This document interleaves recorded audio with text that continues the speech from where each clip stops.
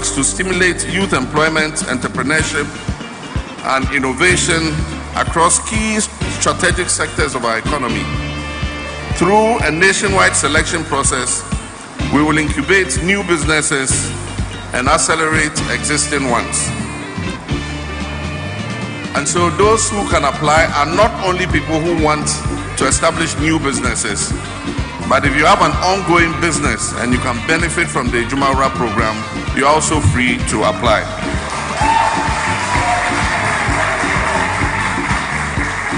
And our goal is to create at least 10,000 Ghanaian youth-owned businesses every year over a 4-year period. This initiative will provide 1. Business development training. On Otec 1029. Mami mawaha na memo wakwaba. Meaning the cash.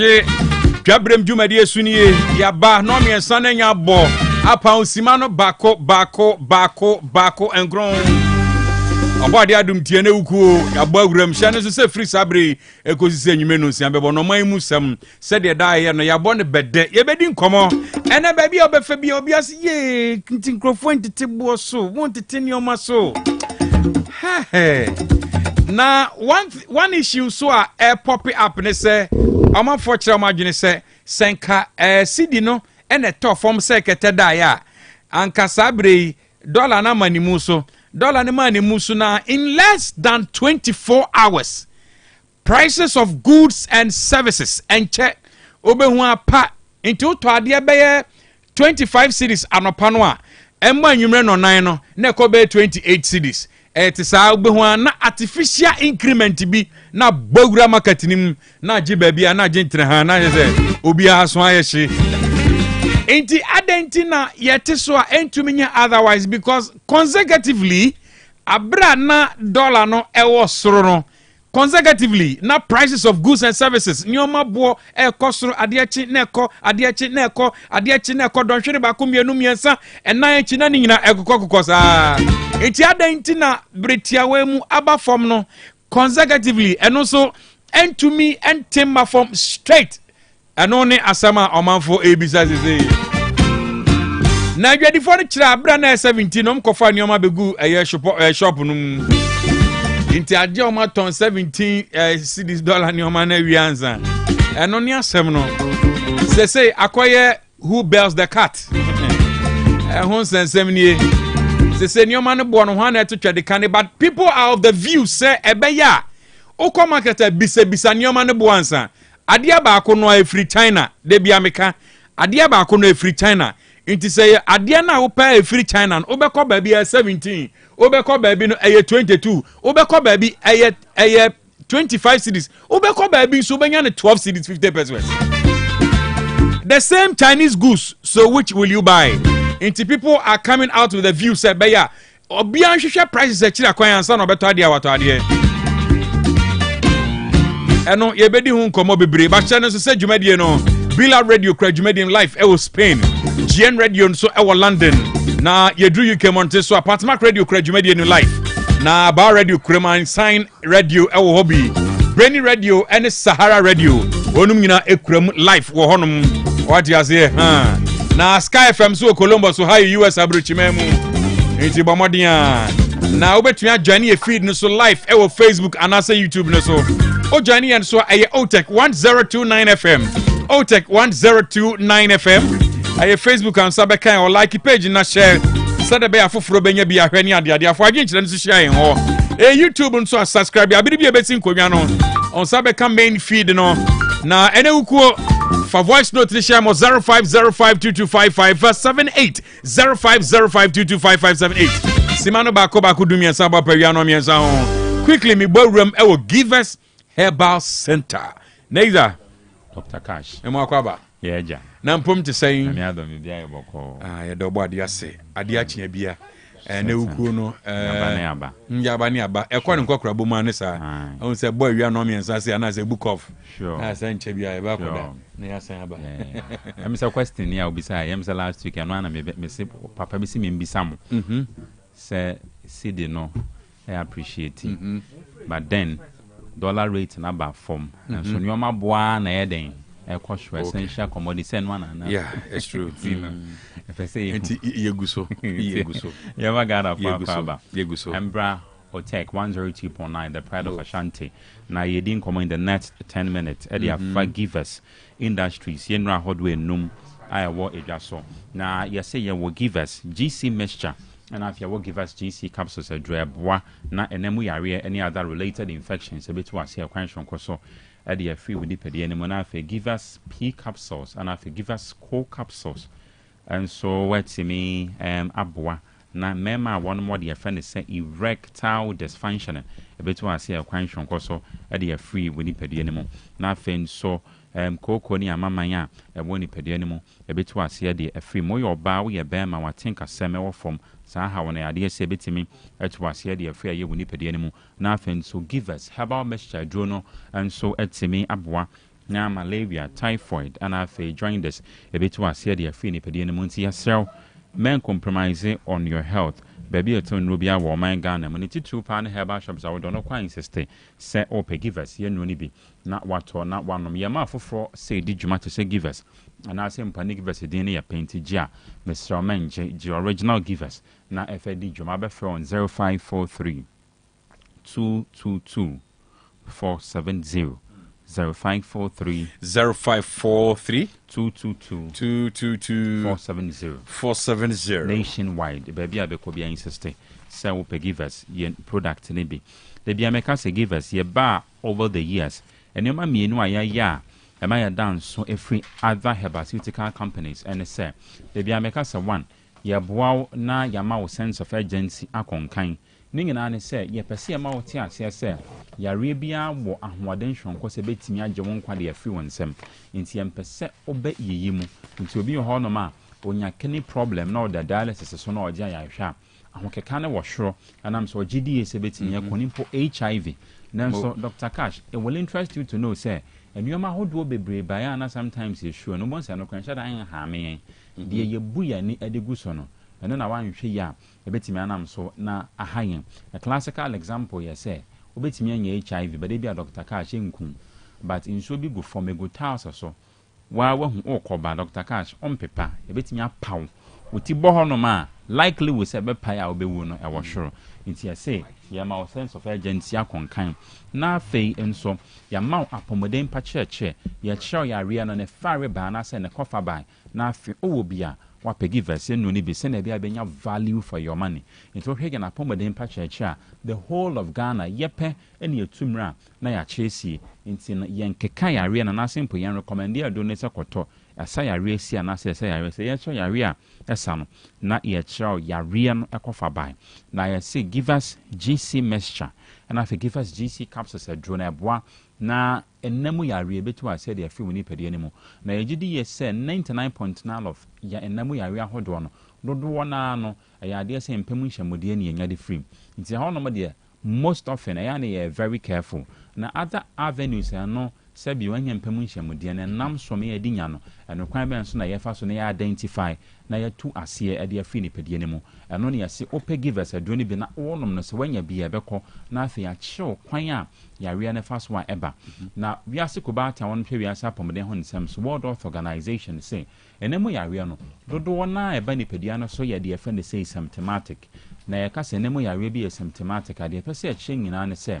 enemu ya ria aba ni pade ano so na so Dr. Cash symptoms no en na de ma hu nti ebesi dan na wa hwa asese wo so ano nti ese nkomo ne yetia ko hospital bi e ben okwa aka twom se wo pese wo ye test ehwe wo se wanya nemu yare no mu bia wo test positive a na wa hwa ase na wa pe give us GC mixture and I give us GC capsules na ononom and am se betimi aba nanso na asie wo and no podcast me kan say asymptomatic nti no se de be ya be wo on the safer side no ya so de ko hospital na test na ye wo other activities we impemu nhyamude ne free honoma ye wo de friend say self inoculation anu ntina ne say obi ayare na so ko hospital a pani a ye de be wo me nfa wo foforo and so can say yo adentia and am say ko blood streams ni mu a enemu yare e moja mu yare ntia peke whatever content bi ewo mu ntia ntimi nfa wo foforo nti bon say wonom ye say gangs so wonom fa nu bone ha the focus no Christ not on substance na de ko nipadie ne mu no na mo mpania na anofia no nti me use ma pass on the amount obi foforo nti say me obi by the time en kwa me se me so no na you must spread it through am obi a de bem anya bi nti I say no ye one of the avenues ye what the friend say extreme casing when him say interso boa ma otime we say aduane na wamene na wo ye the friend say deep casing exchange of the saliva nti me de akọ wanum obi so de aba manum no potentially betimi ama menya ba yanum ana ye mene Patrick saying say trust ba yanum kra na say Dr. Cash case and the oye den beba it is any panon so wo kwatwa won anum a no de easily obetimi yes obetimi anya na straight so bi on ma ota afefia no rough rough anyhow all right we obi a tie sa de na no watu hofo because obetimi aba say on say obi betimi a prevent from the act say sex na ka so ma wonye but obi try so obi fe but dey bia na sex na ma wonya but kissing no betimi ama wa den betimi ama wanya enti no potentially ningina no ye momoden na ye nhwe ye ho enfa I see yes enfa nipa ne be si ho kwan say o ma wonye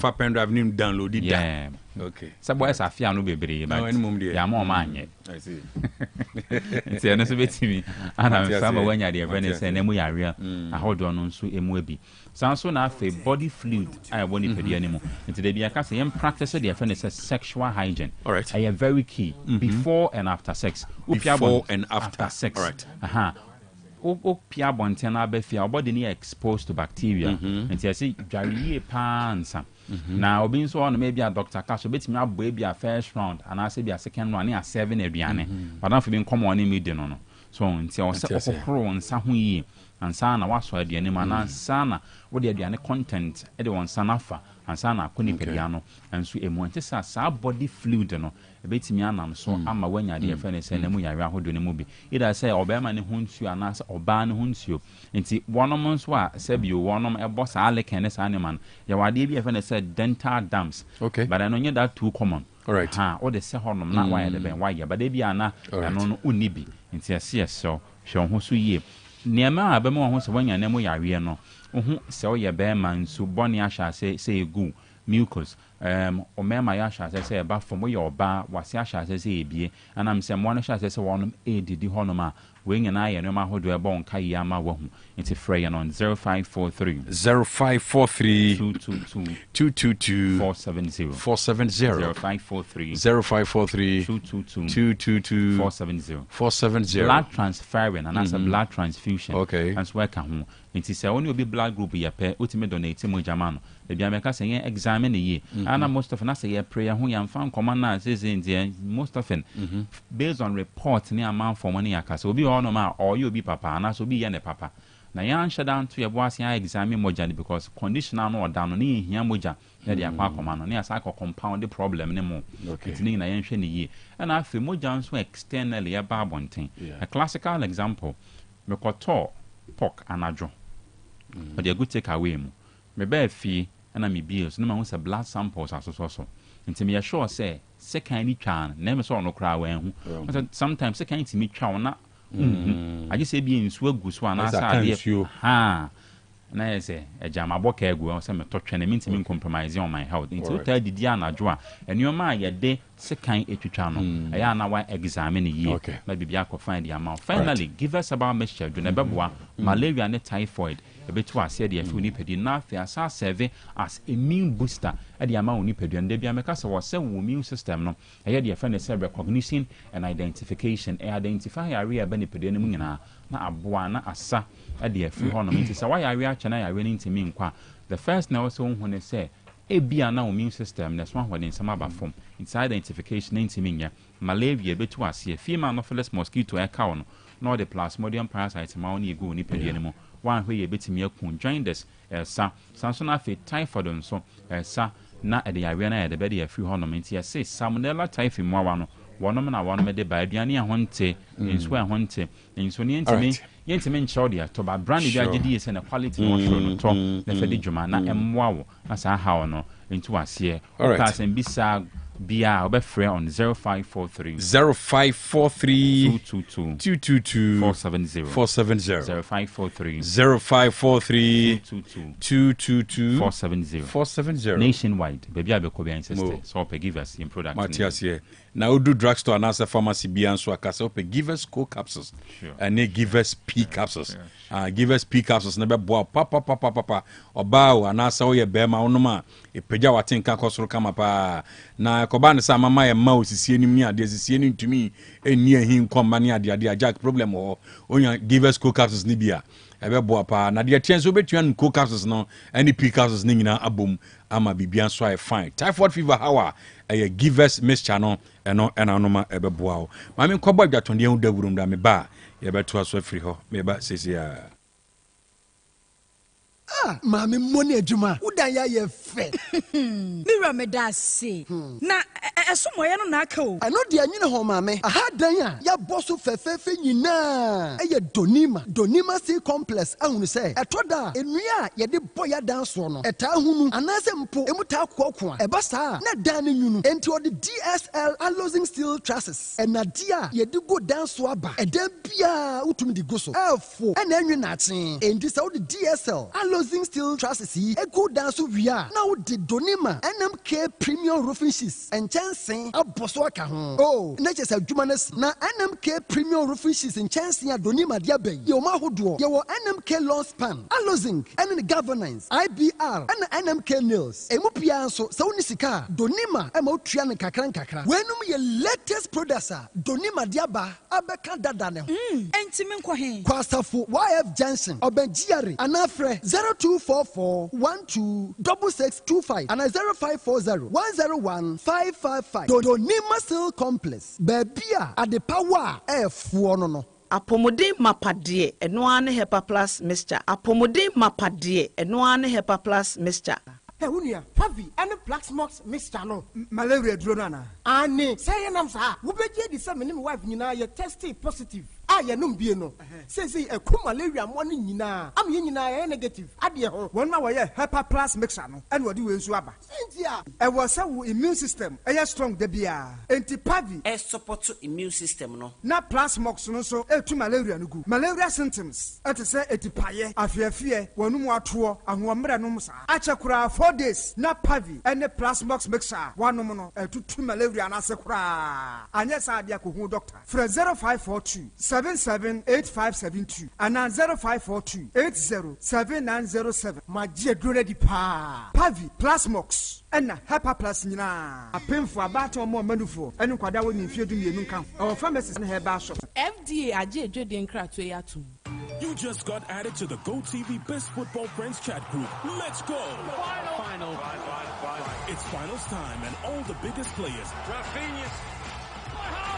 are in it to win it. Catch every Premier League, La Liga, Serie A, Champions League, FA Cup, Europa League, Conference League. To cut the long voice note short, you know who'll be there for you when you need to watch the final. Stay connected to catch all the biggest football finals with your best football friend. GoTV. Love it. Apomodin mapade eno ane Hepa Plus mixture. Pavi Plus Mox. Hepa Plus mixture. A 2 malaria and Asakura. Sweet darling. My beautiful baby. Hepa Plus mixture ye busie ya no mama hoden aba. Wo me pini menti ase me do. Tie Hepa Plus mixer enya adwuma ebeye woni padua no mu no. Afi ekura na ebeye onwanwa mo. Eduro ye ma general well being. Ebusua pomodin ho hia me yie. Esne bibia. Enti me manom pafie ha. She wo ye Hepa Plus husband. Ye de wa Hepa Plus husband. And ye won so wo ye Hepa Plus wife na abo no. Hepa Plus mixer. Ma je duro di pa. Pavi Plus Mox. Ena Hepa Plus nyina. Apemfo abato mo manufo. Enu kwada woni mfie du mienu nka ho. Our pharmacist na heba shop. Etufo mfre 0542 778 572 and 0549 297-463. Hepa Plus mixer. Mapobodra mapa. FDIG edweden Kratwayatu. mixture near the Sahaba capsules. Madansi eni. Hey, and to what in Japan and what's the Sahaba? What is Sasa? Mandia, wouldn't be. And net dear, for once, my jewel, I do Sahaba meshana, who come from Mammy. Oh, my number Tiwa dancy. Miampa caneno, Namis, Namitina, Cheme, Nami Coco Yadia so teach me. May no matter do Sahaba Messia, and the Maya free. I do some way, yet try to deal with him. Now you watch it. And yes, it's a young Coco Rocasia. Miss say, a person crying to not be baby. Sanya do Sahaba Messia, and come a woo now. What do I cry, Miss Mabua Pasu? Nan say, Ujina Brand. A fire do Sahaba capsules, no, says a Mijina, who's a me a Bamamua. I jenny, a young crap. I do some rate, or beer to me.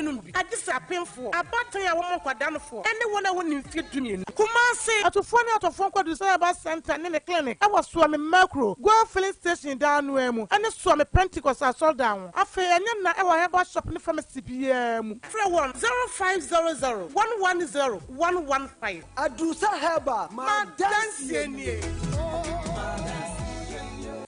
If you have 250 Ghana cedis right now, it can do wonders for you. Chairman, Fabeji, it could turn your tears into joy in the Access Bank Fakitwabeji Kesiye promo. Madam, Fabeji, it could get you up to 50,000 Ghana cedis cash prize. Business owner, Fabeji, as a student, make transactions with your Access Bank card, and that could get you Spotify and Netflix subscriptions, PS5, iPhone 16 Pro Max, and more. This be out of class senso. Fabeji, you see what 250 Ghana cedis can do for you? And Kasakra. Fabeji, it's the Access Bank Fakitwabeji Kesiye promo. Deposit a minimum of 250 Ghana cedis and its multiples in your new or existing accounts and be on your way to winning a share of the 580,000 Ghana cedis in cash prizes and other amazing rewards.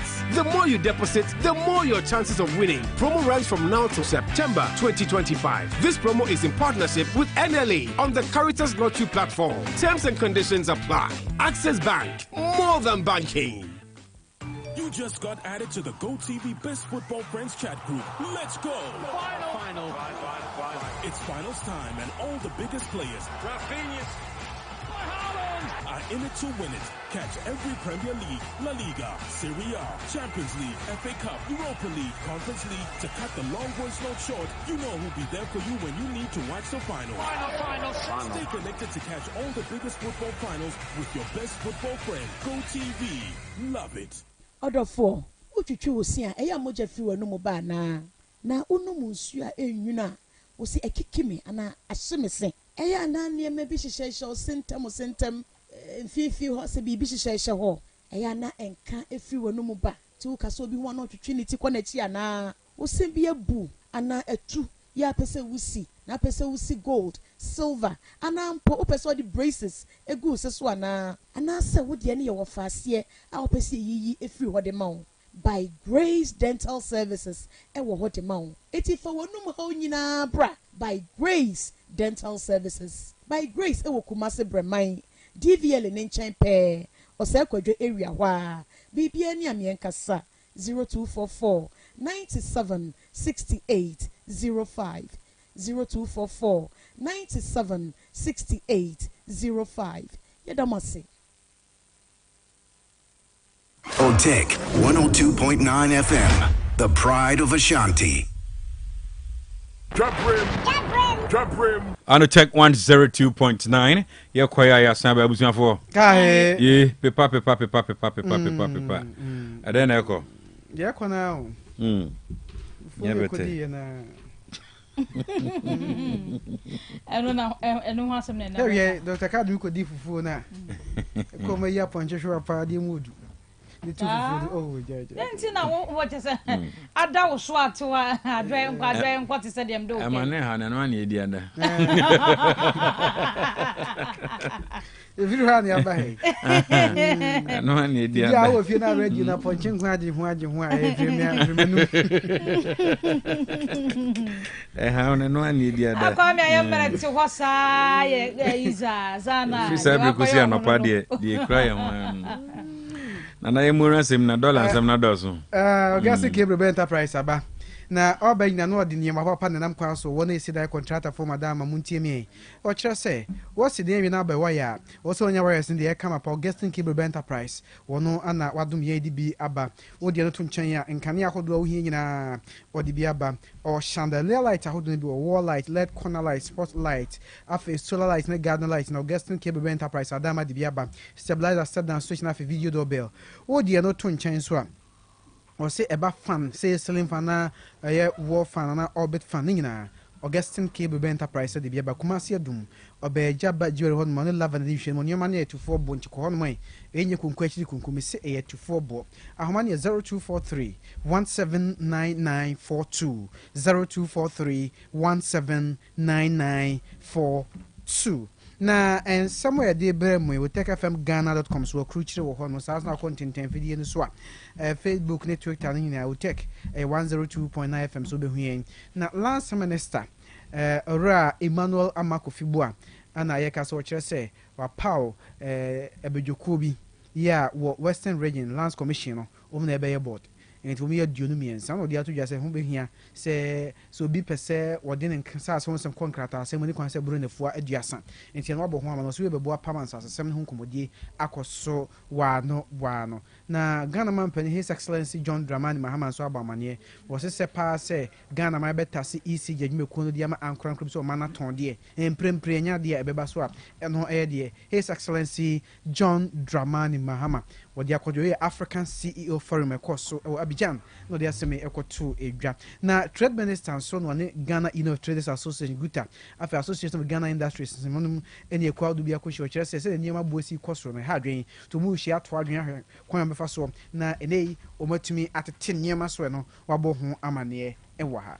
Na good board and ababeto just say one more any national security akabo masabreya yekasei wanom achi enipa bia yisu se one person one fa kwati kwan so na good a yakase ma wo bia mfa ne pe emfa mfiri wo mayi mu koton wo baabi no wamo sankrofo we yo madwene se wamo di dwanem e de afiri o mayi mu ma awie ya national security ni good board mpanyimfo akeka won mo ho ama sabre ya yakasa die wono madoa saa enkurofo ya ehwehwemu wo asemi ho no ahyase e wo enkrabuni mantamu na ahyenkafo a wo man kwankwa Ghana mu na ekasa wo mo kire se na wosi ekwan mu a edwadifo agiafa ne afa nyina boso baby ahyenkafo kwa begina alodu no wo mo lodu kra na ne ye pam wo mo yom sei na so wo gina kwan mu eye bibi kakra no wo mo ka nso dwadifo yi baby a enni ho kwa se wo mo gina a e wase ka ne fa ho baby anipa be fa kra no wo mo duomuni ama jejeje kwan ni nyina da boso enti se kroma mpanyimfo anse kira nka bibi an fa nkire dwadifo de a ene na ye hwe ani mu se na wotwe di ya nim no be 19 de ahyenkafo nyina obi ani wo be ya adwuma wamba kire aban ane emu empanyimfo se ne ekoso e wo manyimu no enya de won mobu edwuso na yekase ya rotational nurses and midwives so ede na wotwe ato de ama aban wo kire mu a aban no efa o madwumu malawansa hodo bi oso mo nsaka wonum ensankan nti o mo stress empanifo hwe ntua mo nyesa won betentes kokko ede akira aban na wabɔ ho amane evo ha na Association of Ghana Industry no chese woni FDA for Asia na o mafaadwo se beverages on FDA for crash mra se wona tonton no obi ntimi emo ho dawro awia ene sa niema no na Association of Ghana Industry chese sadio ya hadwen to woni FDA for Asia na so betimi akenkan sa mra mu a wonum akenkan mu na ababeto dwase wo kopiembo ewo US abrochi memu a Trump ene na ban wono ma dwen se 5% to bi eba we remittance tax and one more ede eba no mo kire se target no titru eye ebibrem ha ena one more ede sa etrui eba beto so aka ho ebi ema ene enkrofo bebre titru ene womo a wonom etu bata akopiem ewo US abrochi memu womo ekasa etia sa nhyehyeye yi ene etu foforo ya Trump ene na ban womo epese wode eba na Dr. Cash the Ghana Police Service onum afrens and trophy shemu bambo ho nsem nko obi ekoso asante mantem hanamo na Dr. Cash enimom dia to jana no odin papa ne okasa ma police for ASP Godwin ahianyo na ene oni central fu shine ogina mu ma DCOP mano teku jono regional police commander na Dr. Cash waba ma ne ese na akromfo aremfo bi okotia betia pe no dwan basa yira ha adehye wo Kenya ase sa akromfo no wonum adoa wo mo wo se umma isa anyamfrinhia duonu nsia afe Sheriff Mohammed wonu so anyamfrinhia duonu ana Abdul Jalelu 19 wachon wo so mu chinkrofo mpotem wonu ma ontumi wia wo mo pa ma ohun sampa o ma wia wo chezo o ma hu be wia osisi a wo de anto nchen se o kire se enkrofo bi nso a omo eye drug dealers omo chema aboabo ha abranche bi ha we ye drug dealers ne de no de da so yi abranche omo kire se de Adam Mohammed onye mfrishia duonu nkono omo susu se we drug dealer na omo ko chi drug ben say drugs on e wa ha no omo se omo chi no form ha no any sika de o che woni sika omo susu se we na we nuro ni bia we nuro ni bia ana tramon no nie omo se tramon no we nya tramon sir we red onim red but there according to police omo nkrata omo de bae no omo se tramon omo say 35 packs of tramadol 250 milligrams as the no and 28 packs of tramadol near 120 mg amnesia we no mo twa mo kikan nim oh twa Charlie okay Charlie Charlie tramadol ni mi enu bia ana o just red na wo black na onim red o ye no mo kire ma sika na na 66950 Ghana cedis omo kire no 660 oton no wahin omo kire sa aboabo omo kire no aboabo ha omo kire na aboabo ma Chinka Island he ya na over business Chinka no kra ha na minim sa ban etu ho na mo so far nkomo bi amate no aban etu ho na mo na onim say to some extent oye addicted from doctors and your mama Matthias and say oye addicted na amunum ho na ye jail say ebia why addicted ene wanya bi antwen ochina wanya bi antwen na addiction wanya bi antwen for more than 3 days ebetu am awu and for withdrawal stage you know exactly they take you back very good it is o chena na de no withdrawal stage no a wan hwe ni obetumi elusu nipa no obetumi awu nti one thing is either say on saso mu say no a either so de on be rehab center and now so be arrange for any other facility rehab center no mu bia no mana there be rehab no say your injections say de be wo mo e be temi on down so na be ya nti me gidi say e ho no de tinka ho no aban be giri ho nyina ego o de awe interior minister egusu a oye ho adwuma enra ho komo bia me di ye no okay meaning say omo ye ho adwuma nti ba kun so ma chi no we de ye ne de no emu awram omu kire say abrantie mususu se wo kum police ni ai na wo kum police and civilian mususu se wo kum police ni wo kum police ni no civilian kill service personnel sa o ye no to pia fa jan hirabasa na o kire say kwa me oni ana we ye drug dealer no de susu we drug dealer ai we do so sanfan to subion chance nko we boga kupadi na we ni ade hen ni ko bun kapo oni produce ma we na silver nko ade ba silver we silver Chinka silver there be silver he silver den da sen silver onani obetumi atoni mo o he na na san ni hwinim safun wo se de yo ana we nyina silver onani ahụ ni mo beto krom ha e ko enanim na boga kupadi pa na Dr. Ate na me kan say wo se abrante ni Michael Owusu ansa ni baby last onye mfrinchi aduasa mienu ala o kirem a omu kirem atwema da nkyemo so wa atwema da nkyemo so no o chese open space hotel ho ana woni post ni bi konya asme ko wiase oji post ni conference post ni of General Corporal Frank Essel and SWAT unit na SWAT for nka mo delete o ana ma watana mo bia kun enti wo kire se okunu wie no odwane ye asemi si 19 May 2016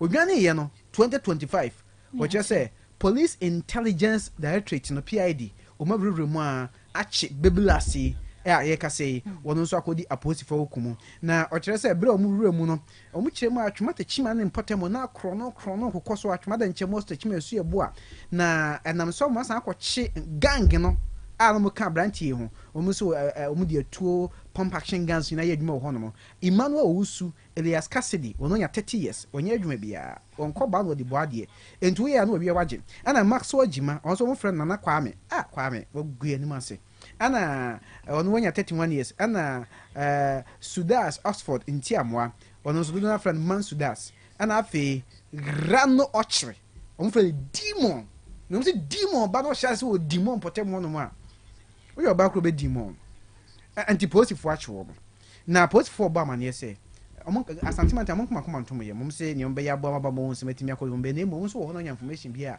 ya positive for sustente the positive say nchofo nhye mu na se no ni ma kese bi ekoso mate mum aye we na de bia me ka che dan pare say Dr. Jakufu na pare o ba na nzen ya also ma positive for nzen nchofo nkasa asem say na ya shobutu na adeko na atifie yo na want TV na TV so na bibi ko so say na say o ma Ghana fo hu de ekoso ya be de ya no ba mo nsem ne ma ekoso so ade ase enti mu amu ye adwuma ne mu brief ye ne ehunu ye hunu abe ya de say ebe me take informed decisions na de oba so mo bia no so ne obi ankasa ya no atwa koto Twitter line me nsape die mo positive aba so Mate all right okay so we mo madam ase papa na he ya kono birthday wish back o e wa hase me mfa interest one sana birthday unim ni pa ko nti o de to so be ma no ba o de to so efia bedu catch de beto so but say say na labo birthday but I feel I'm for public eye catch confirmation no I'm for young confirmation that's a confirmation no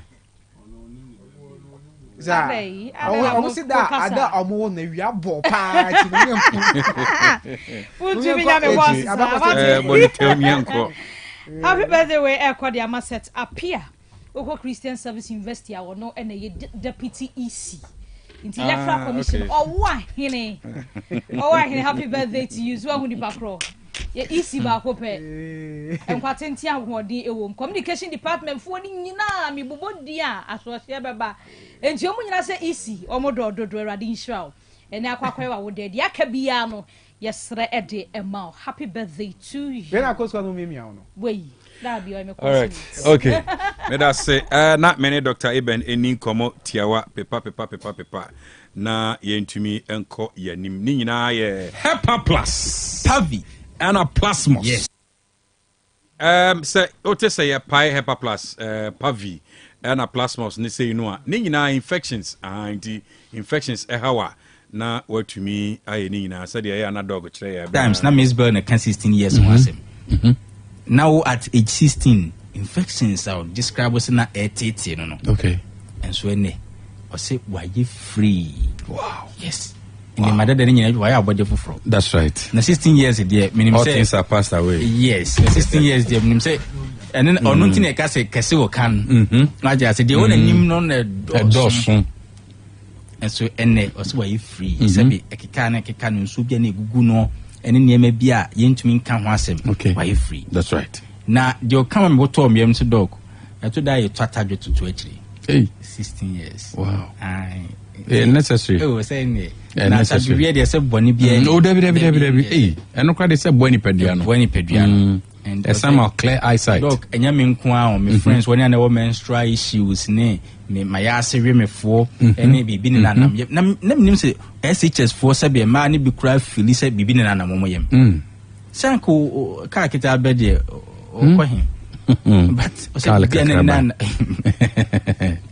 o say o mu na share mo testimony okay inti ama Hepa Plus nom no aba be normal say I see wapomudin sem no hu hia wo de a eno ana student ne so no ye Hepa Plus Pavi and a plasmos me personal lines in okay oba tan person hu say de oba no benom no o JHS osua adwuma na so te wo nchen mane binom na ankoye o hawo okay wo opanyin ne nso fire wadru e anopa ene anwumre that's right no be me sorry ma no me de ne kwa de media Royal TV anopa e ho na me no media live minum na no pani anwumre not because impomposi me moma so ana se bia se bio ana se bia yintumi endidi enti na ye no okay baye nim de wadru your boy ho ban e na ye protect now in the future exactly That's right. My personal lines is 0542 0542 77 85 72 0542 77 85 72 and 059 13 67 898 059 13 67 898 ebia wa manone onso pesu di adanse bo doc mi sia me diabetes say kama doc makoma yare doctor say ye doc me ho ye mbasa me to ase na twetwe me manone fo adanse sura na eko onso pese edi no ni bi ebrew emfa hone country akọ last week na meka say Israel bi ko Spain, Italy, Canada baby awo bia na ye de bebrew for address efa number we so mame okay 0542 807 907 0542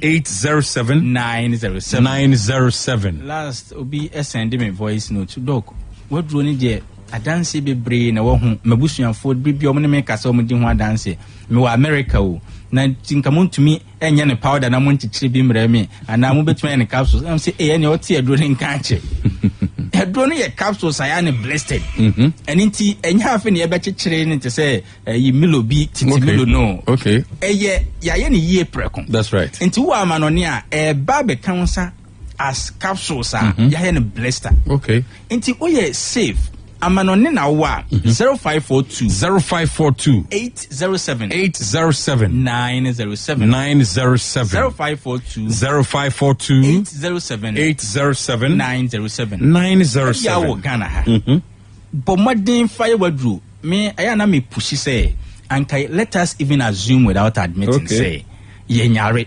bi eni Ghana ha obia in a state of good health. And no na me person anka from that state no ye fa hepa plus paviplasmus ye drew just to maintain your health.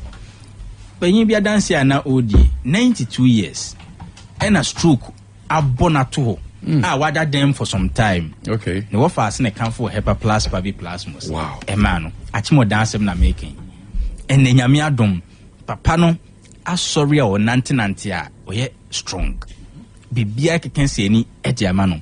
Ebia wo de wo ha nyina ne se aya na oboso fun oyefuna ye kese abroso aya na uti edwa o kinkinkin bribia sensan bi ababegu obi filise bibi ne nanam ne widie nim obi ho keka no odware wie bia na otiti obi de sebesabi o aya na bribia no ne na ase atata onim se eduabo obi ha nyina ne se wonya bibi mu anso ane to ase atwetwe ne nti na okwa akote ahwe mesrewo okay edro no ye Ghana edro eyi nyina ye edro o de no mani pedua no enjina yi nsema ne ye kire wa last week so for mama bi frame to dog de woni Dr. Cash mo kan wo take no se Ghana for so for mama o wow e se Ghana for fan serious so o de ye nchekire e wo maku wow se Dr. B kan wo take from say sometimes ye susu no ye mane na di because ye mum na ye se ye sane afumu ba me kan wa ha that's right so for mama ne say adansia members need di kire no wow yes was a woman ba konso wa for the past 7 years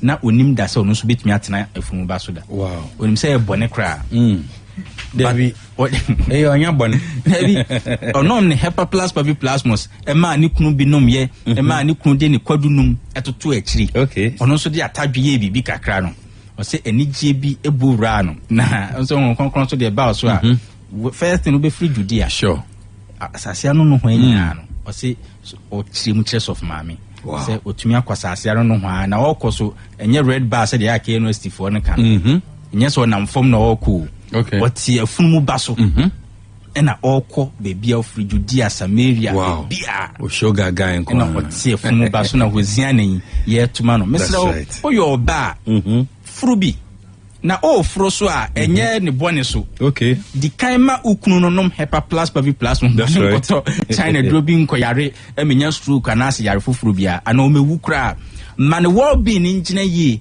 onya sika na efi ho so nye de ne ho enya den naturally pekodunum bi man mfanto to akiri na enema nkekensi ani na won so asoba no o nom hepa plus paviplasmus no a watadwu bi man cleanse your system no ne yenhwe enigye osoro enigye bi a betumi abowra onipadua nim na de na efe se nyankopon honhoma bo onipa so no kan kasa foforo okay or just imagine we just imagine yeah se obi a on kan kasa foforo da oti kumase ne yetete no na wo kan hausa wantina asanwase kura ba biado wow if now all of a sudden Hepa plus plasmos are one munti we de kodua to akira mani kunu ono so de atadwe na omu kasa dane na enigye sonko bi abobrafio edwone de nyankopon de acheyen okay ko pebinom ma omano enunum bi that's right enigye sonko bi emonwura wan kasa wakomam enya abribia na aso asetena mu dadwen eni amane afro so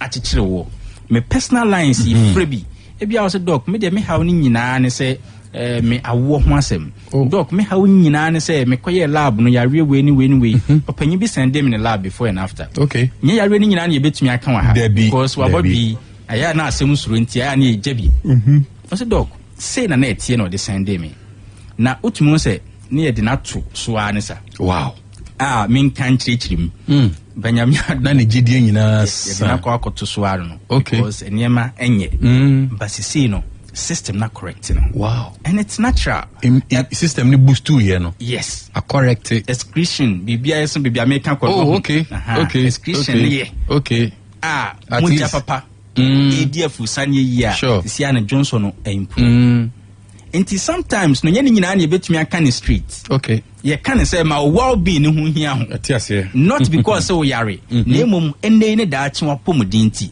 Hepa plus plasmos fire wadru ye wapomudin ho adwuma ne ye wapomudin ho adwuma ne yes na men fa setena mu adwendwen ti bibia no wo de ase obenam form there bi furubi heal yourself today for tomorrow today and for the future that's right na ma ukunu so eninje okay ma ukunu hu say otiase a otima ho that's right Hepa plus pavi and a plasmos me personal lines in 0542 77 85 72 0542 77 85 72 and 059 13 67 898 059 13 67 898 Oh, Manonia, 0542 807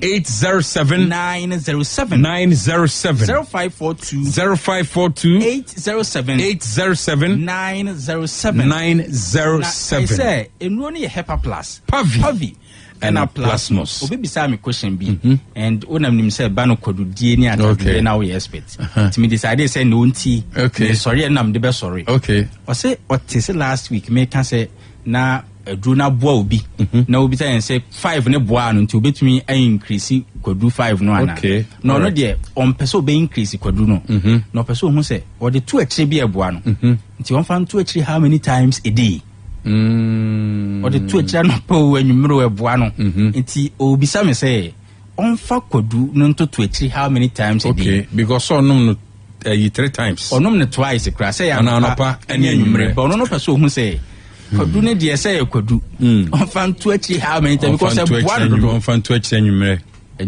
once a day on fa two anwumre and because on or that say no ye adwuma woni padua ni mu so wada no na ni o ma koso ni padua ni to mfa to akire anwumre ade enchi no fa one guy we see a taxi driver or say at a compound house na ono medru na anwumre opon no na anwumre sa de kodo no to akire anopa so be washi ni face ni ade na wa amfa ne nsa anhye ni nikamu make sure say Korea ataban no akata ne maso a no obi a ye hu se Nyankopon ti ase but anka we so de nyebone obema bia responsibility say obema ni pe hu se Nyankopon enwuye but nipa bi mo me so God is dead e mo de aye mo now but that is not right Nya Hepa plus pavi and a plus God is alive me that say all right okay so on Otec 1029 Doc, yes, we are that papa.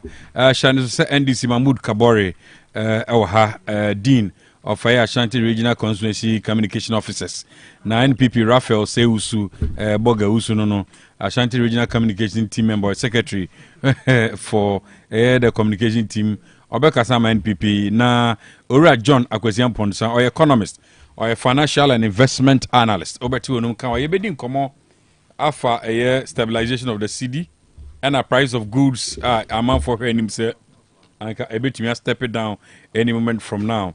Yebehwe MMDC's appointment any energy crisis near the na dia kan ina so ya dia kan, but in the meantime Mahmoud Kabore a spokesperson at the Honorable Ama Kofi Bua, Minister of Lands and Natural Resource. Mahmoud. Dr. Cash. Amakwaba. Yabru. Na improved design.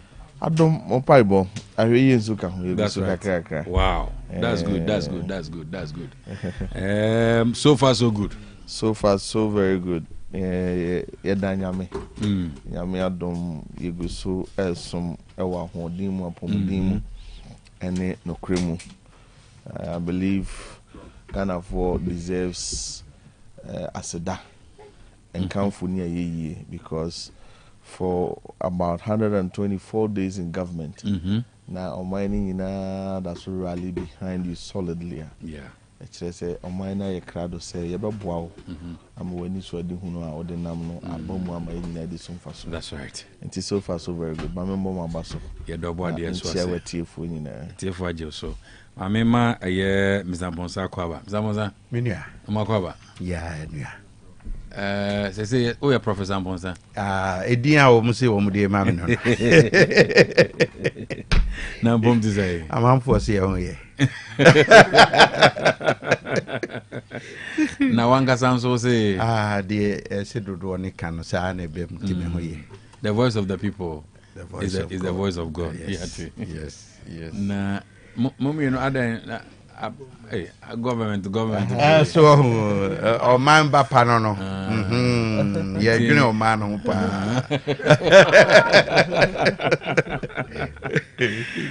say bibia kama de nyame adom na mo ya na okoshe na ye frewa etodi wa me bre o say mo amu nim se radio adwuma no we entertainment free wa enim de account pa intimeso no sebe ye ne mebua munti a woman ma kose hibernation kakra. Okay. Within the hibernation no ni edi kakra gu yetiri ma ni aba system na be monitor. Say the sua ye ne prediction ye no. Saa na ekwa ni epie baako. Okay. Na kire se ya beboa. Ama adwuma na koso. Matias. Mami ko a spokesperson ho. Mahmoud, what is the latest coming from your ministry? Then if you was way over. I know as na minchia our team in viewers and listeners across the globe. And Asante Mayasi from the Ministry of Lands and Natural Resources. Will be say and I know at the time and I the builders cornerstone and the ministry no ministries I contribute to Ghana and say Titirama Bayanya Nimunyampa Ministry of Lands and Natural Resources. Edima kutina no ada nanka oba obi adwen ko galamsey asa yenso ni ensase na so ene komodie no dodo no afri mu ba yetimi relate be crowd to the stability and strength of the city through gold board nyuma omudie any reserves foreign forex eba into our economy and strengthen your local currency in the keka so far so good but em say na no ada yedi made and commodity back because of my union TUC4. Eka say Galamsey has worsened. Mejidi say Obia Ghana dana koma so to say TUC no. Yeah. Na odwene say osi yetu Galamsey ase no. Sa no benya adwen no. But they be ababi am TUC te ho a obehu no differently. Okay. So I respect their opinion but I do not agree with that opinion because media me feel say hwe anamotu kakra yetu no me say we are on a path of curbing the menace rather than say escalate and say urgency mu ye ba ye no Dr. Cass ye beto niema na ani nyan say waba beto a ministry where there is lack of political will, total lack of political will to fight the menace and there be a lip service here for anonka and find you into team and voting, but yeah, different thing because you do not put your presidency on a line. Now, share ministerial reports. Now, you're in that party in Pennyfo now to mean crack the whip. You do not put your presidency on the line. Now, minister in charge of lands and natural resources to say Abujinapo. Now, what pinpoint is a contact mining here illegal entry. Now, all sign a contact mining. You do not put your presidency on the line. Where Western Regional Secretary Charles Bisu, essay party in here, secondary every sign every 10 years excavator illegal operators. Now, because party in here, no way you do not put your presidency on the line. Now, what central why you mrafu for LI 2462. So, I've got the Mbura Quabritum, Nayankonko to Sikakoko. No showed said there was total lack of political will as far as Galamsey fight was of concern. The Tosumino, Sako Tome Kumamrano, and also impede the fight.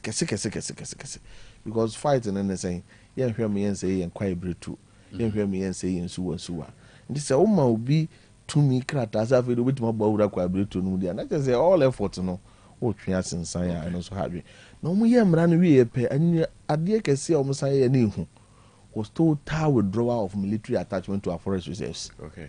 And the observe one more boy of forest reserves who in our mind or more withdraw Montier Ma. In your no illegal miners and no fire, quite brutal no moon. I feel quite a nip pantiming Ramobim. You buy out of the about 288 forest reserves I will Krumha. Now Galamsey for Jadria 9944 Aboso. 44 and couldn't be 9. We will cry, won't mean rem. No matter who you are, or a security person, quite just a one so umia was in one and waiting in your room. A bine yaye offense shelter reserve where one carry her or no a honor or Mukoyo operation, Galamsey for to forestry guard Bakwa, and he's still battling for his life. A bine subri, you drew her quite breed to her. Yakobu Kuru, Kurunum, requiring in a community of about 10,000 people. I buy a train to me, can James, when you said that community ever existed. Abrewan in crime.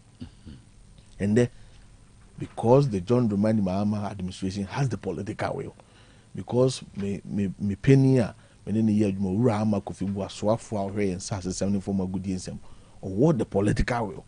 Now, Bosha or Debe share you Asante, Hene, Abra Boni Dina, you Resra no. Should I say, or someone who and that community has been collapsed. You are 2 million every hole, Yashi Kurono Jurebea, and then Trata Kurefun Tama assassin, and you could be in a was assassin also. Dr. Cash, out of these 44 forests of Muramuno, they have been able to deplete about over 5,000 hectares of land. Anka Kanine quite to do so, and they are depleting in. Maybe I will be telling me 5,000 hectares. I can watch them. Over Babaya Sports Stadium, pitch, 27 football pitch. And I say, you're destroying. I was saying, Ghana Water Company, and she any the kind of treatment plant I use to Krumhano. In sewer, the turbidity, a catability, a honor. In sewer turbidity level, no, a year between 0 to 500. And a Ghana Water bit media firm for the Mayanum. They be a good food, so they be a cock into industry. And then we know because we call the southwestern basin of our country. Bunsanomene are in Suahonina. Turbidity is between 5,000 to 12,000 NTUs. Wow. That is why late last year, Bonsa treatment plant the water quite shutting it down. Bonsa treatment plant was serving about 75% of residents in the Takwa enclave. Yemisa was in the Umunian so free. A brabuma edene. I will hold it down. So, turbidity rise through that level. Yeah. Now, coupled with chemical pollution, mercury, hydrocarbons, cyanide. We, the public health and safety issues, great woman through aquatic life is in danger. Yeah. Until we are losing almost all our local aquatic species. I am here, bedroom, maybe no, we have to go into just a friend saying aquaculture ye konyene enwene na no kura no nsuo ne yede di nsuo be na akwasa de aba benyene o move you know and clearly on no is in danger. Say water is life there na ye nsuo no say there na is on no is in danger. The Dr. Cash quickly a buy idea na say military attachment a free forest mu ama illegal miners afa no mum no assign a joint security forces are made up of the police, the army, the forestry commission, any your friend is other tax for national security. Many can say yetimi a flashy illegal miners from most of these forests or more reclaiming. So 9 no go area making. And then you can say I reclaim 7. 2 na kano operations are ongoing. Many say and channel say waiting I reclaim it. All right. You share sa kotobe kumimba LI 2462 na. Many will say and also hear the call my sebedrum say nkayen sankremu. But the good news is that Ghana for Kai say Abra Obusian for a woman said you trust and him send the church campaign was revoked and not to amend. And until more yaman quanta you say okay Ghana for yet yatimasi. All right. And by 27 is a parliamentary conveyor commodity around LI 2462. LI 2462. I am happy to communicate. Say the conversation will change to as revocation, the spokesperson of the ministry. Total revocation. All right. And not amendment of the act. Say Parliament Equasit 27th of this month. Yeah. Yes. It will be part of the business of the day. So revoke. Ye free work. Yeah. Na yetimi aboye kwa ebretu no ho ban. Na the main picture and answer action touch after the revocation. Yes. Akase beya emra no beya emra. That's right. Though on paper ye be hu say ye year free or ye twam. But then after the revocation ubehwe na it's been revocated on paper. But action no say we do ebi na fe ensese enko nyoma enkoye te said ye twa emra no na bom so na wo no ma timi wuro kawa ne ye no e fa ho beti no no mu na mbuchi ni ofeni dey kan do dey ahwe dey ba fi on the once na buy the emergence of this LI na man ye bi mu kokra kono se ye nko se kwa bretu obi ene ye dey kan ye to so mi no trust me when I say there is nothing like a big hand in this Galamsey situation. When I will say we are politically powerful, socially powerful, traditionally powerful, minimum status economically. Opa there honorable Emmanuel Amakofibua. Wow. Opa there. And me. You see, I'm maybe a tremu nankrophobic kasa or moboso. Anambwa. But then there do some of those people. A typical example here, MPP Ashanti Regional Chairman. Chairman to me. Abra Ubujina Pobe can say me far contaminating. He spoke with a certain authority. Yeah. And they are revoking the licenses. Why is he not speaking? We have revoked that license. Now Odi perpetrated crime against humanity. They are revoking. Because Saudi licenses to mine at the level of skill now, person they are mining. You don't need just the mining licenses. Who here do you forest permit, a forest entry permit? Okay. Secondly, how many issue forest? It was forestry commission. There was all kojino. And on the guide is that permit entry permit? No, obia na was so nyebi. No, that level of no scale of mining now person no. And on the back guide wama weaving in your reclamation and afforestation agenda. A guide one kwaje. Secondly, I also on your parliamentary ratification. I will hear it makes all your activities illegal. To the point say ultimately illegal miners grab a concession mu a perpetrating crime no just say one can say aiding and abating and until a general so revoke ura untumi na conta mining licenses. All mining licenses are Dr. Cash. You to about we are buying who say are buying us or model licenses after 7 December. No meaning can say all mining licenses that was given after 7 December has been revoked. Yeah, so. They are revoking in and also here kwampa here. One more will be dada before 7 December. No, yati review committee professor on a mining company. Ya heard Professor Ankrata BBI a genuine. We are ya professor failed site no ye jumano to see say professor Ankrata ya come there, but are you mining in compliance with rules and regulations? All right. We are responsible mining, sustainable mining, and also near wa paper ye kama a form de any papa one way in a home by no. We will revoke that one as well. And until we and she say, yeah, you go swire. The total collapse of the licensing regime, so yeah, dear about Kwana happening. Me know can say, the Yanshi say, yeah, the bottom up approach. The feel says, Sebio, Nana no mona, or me the custodians of the land.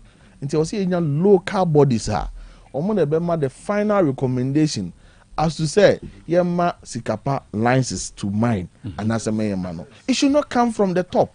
It should come from the bottom. Assembly members, DCs, police commanders, Akuyafor Hinenomo, Nananoma Hima for name them, youth groups, reps in the Akekahunina are going to form this committee. Omo recommendation say Yahweh Ura in Kratan and in Church former good year between first, Kronubenya son faso, second, and how Kronuni emunipa, third, a bebwama. Or minus what tumpon into your man license say that recommendation come from the bottom, then we can give you the license. Never again should be free in Krabasi Amama mining licenses into your me to a good year. Now be walking over a handful, or be walking over assembly members, or be walking over the local people, and ya dear the BCBM. Now Dr. Cash say giant mining crown there will be as on your mining beam. Not the yen and now no. Yes say ye 2-1 na more cry reclaim yen sas yin so ni ekwa ebreto. It's a big task. Wow. That is why through the Tree for Life initiative you see reclaiming some of these forest reserves are depleted through illegal mining. Okay. Tree for Life initiative. Yes, so now we are going to full scale green economy where they were friend of bamboo technology. Bamboo technology. Enti inuano yeduano ye nua se yedua keke ebedua nua wo economic value to some extent research kra making kind name be last week my man say bamboo to me the good concrete good floor. Say I'll share a document with Chinese research be am here. Yes. Documentary no. Yes. Mami say even to understand bamboo no kra wa hoden sin iron rods na ye dey go flow. Mintina my no broader term bamboo technology because near my idea no it will amaze you. Into the long-term effect. Where did you know? Yes, sir. Say about 87%. Research shows about 87% of our southern land are arable for bamboo plantation. Wow. Into the other degraded lands in the here now. Some good concrete. Oh, yeah, chef Kampa through that initiative. Yeah, reclamation. No, a long-term sustainable job for youth. Nti enye wa kodua nti wadwuma no asa e ma 7 million bitabi e be hwe na abe raw material bitima ye den ayi sele be ye benya ye kurum ha nwene awe na yesu no ni ate no ya train mrante bi kwan soronko so a omo nkoko ntokwa e ba ye blue water gas soja fo kura ntimi ni galamsey fo anko na blue water gas de obe de akwachi galamsey ni nyi ode no nkoko ntokwa ye nim se an roba na oba ye fie be roba ye okitatuo. That's why you forget man here kofa baba so touch nkwa no kita. So mostly it's not about the ammunition now kita a prompt communication and action. And until blue water guards no boy every day they monitor water quality. I mean who say upstream activity be a cause of high stability no rising and stability no falling. We are able to monitor. Omo gather intelligence communicate when him say along all the riverine communities along the western coast, you know, yeah, set 12 naval base. So the 40 will be as 12.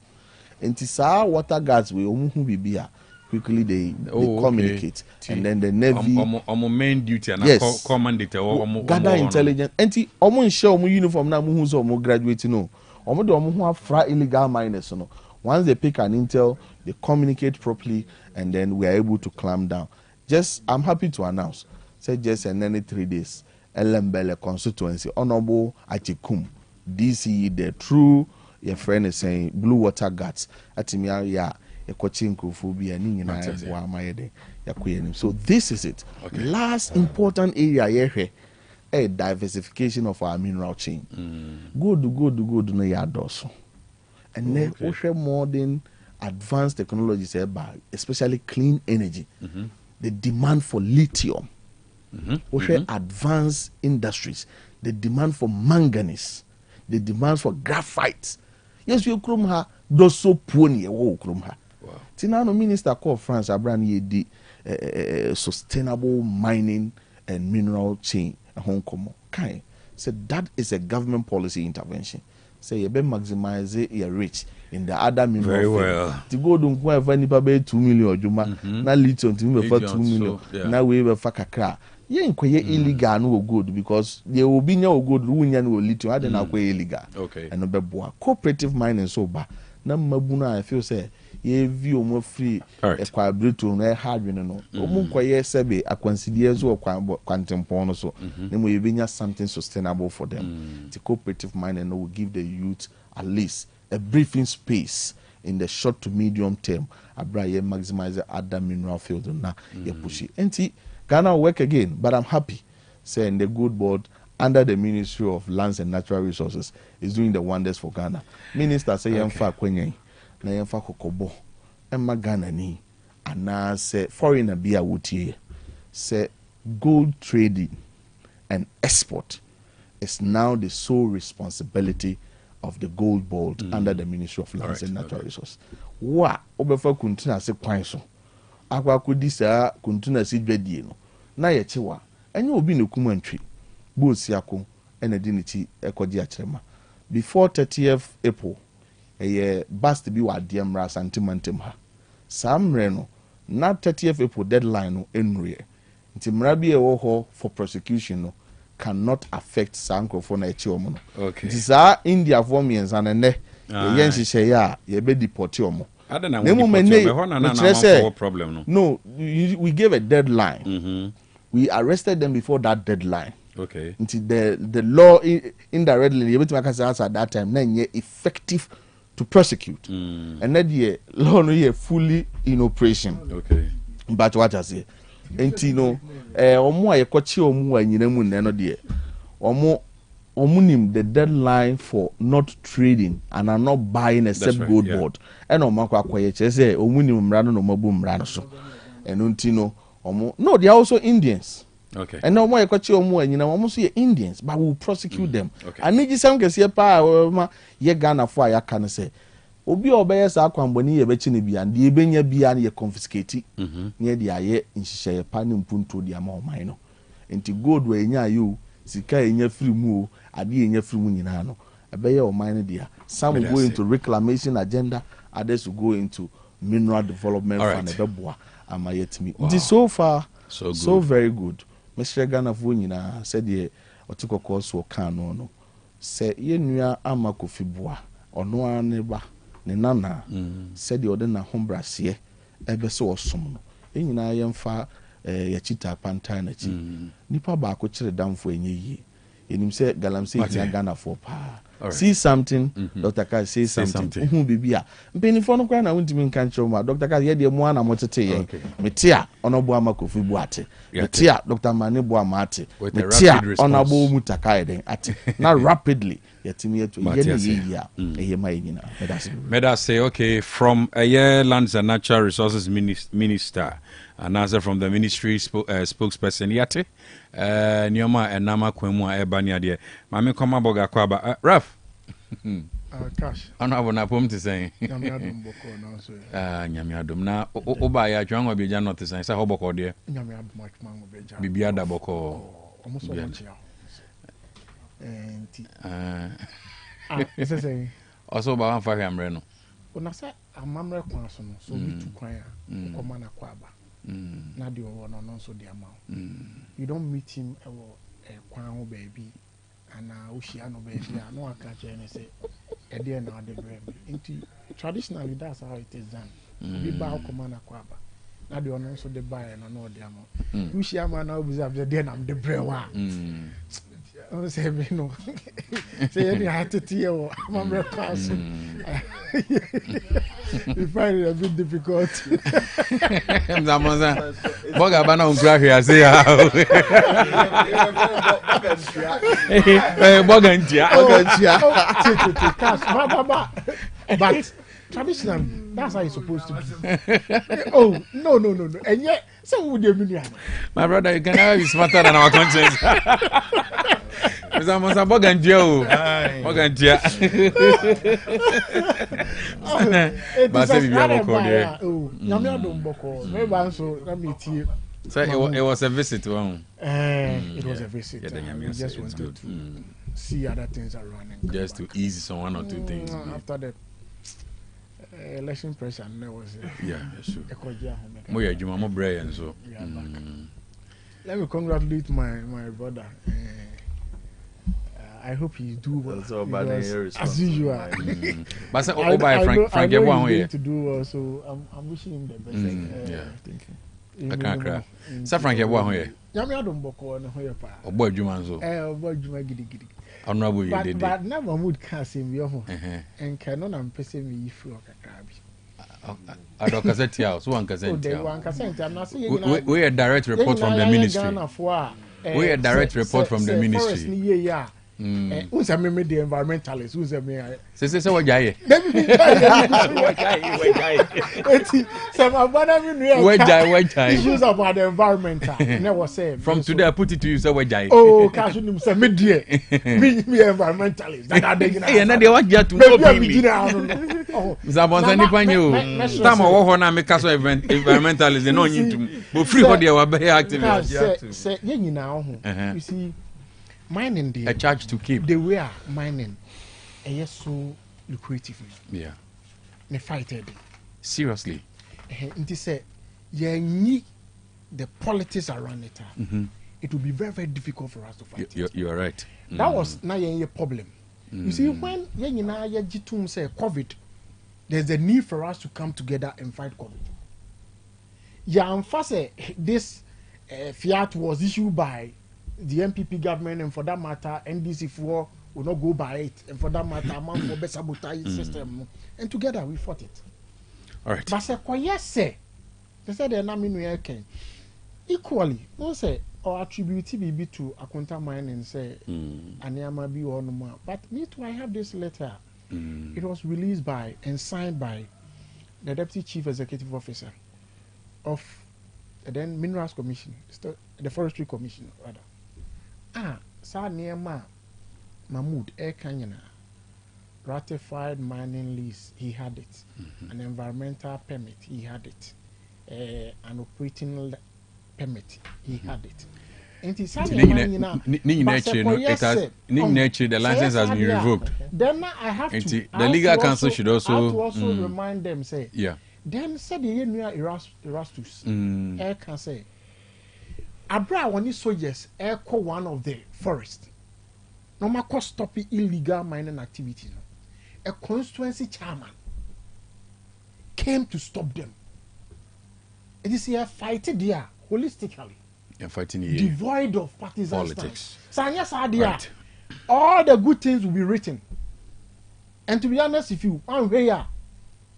Your papa, your Jimmy, this be a Juman obey to my and more is one a person because upon a year deno at too soon into the next thing will be named the BCB.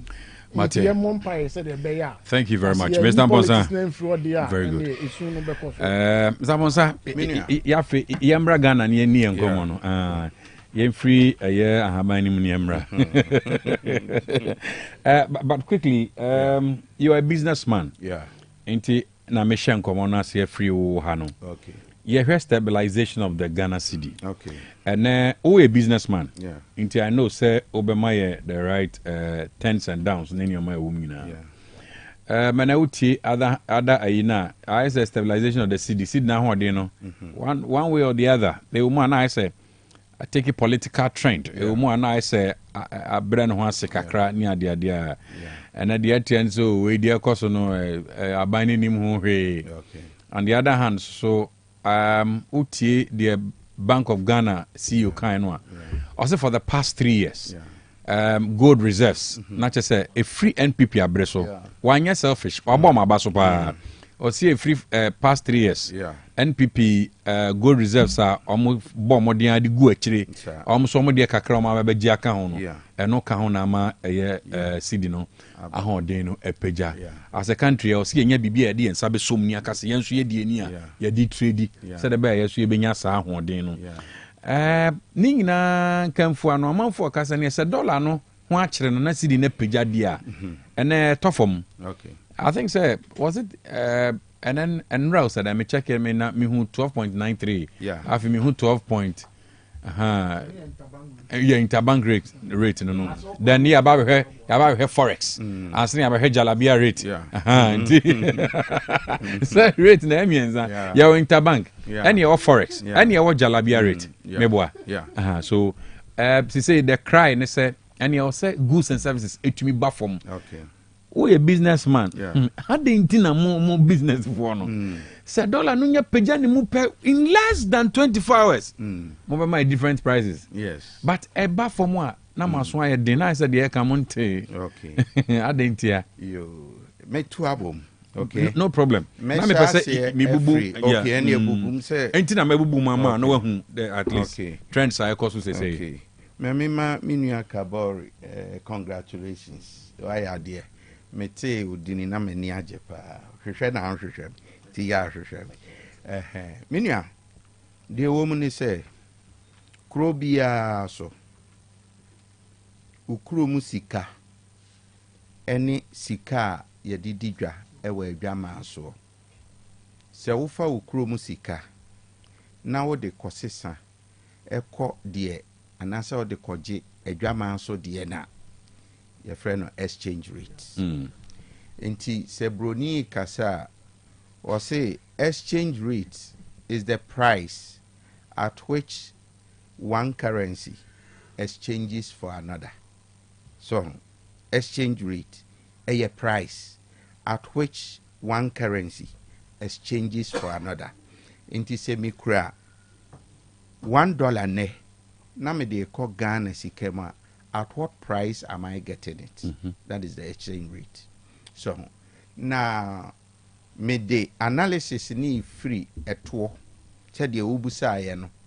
Why is it that CCR ansa na meba determinants and I said the driving factors of the CD appreciation ansa meba ho no bebre ni ka se sika no eye Ghana CD na ho odin kosoro against the dollar a friend appreciation na adenti ni entity eniema so immediately.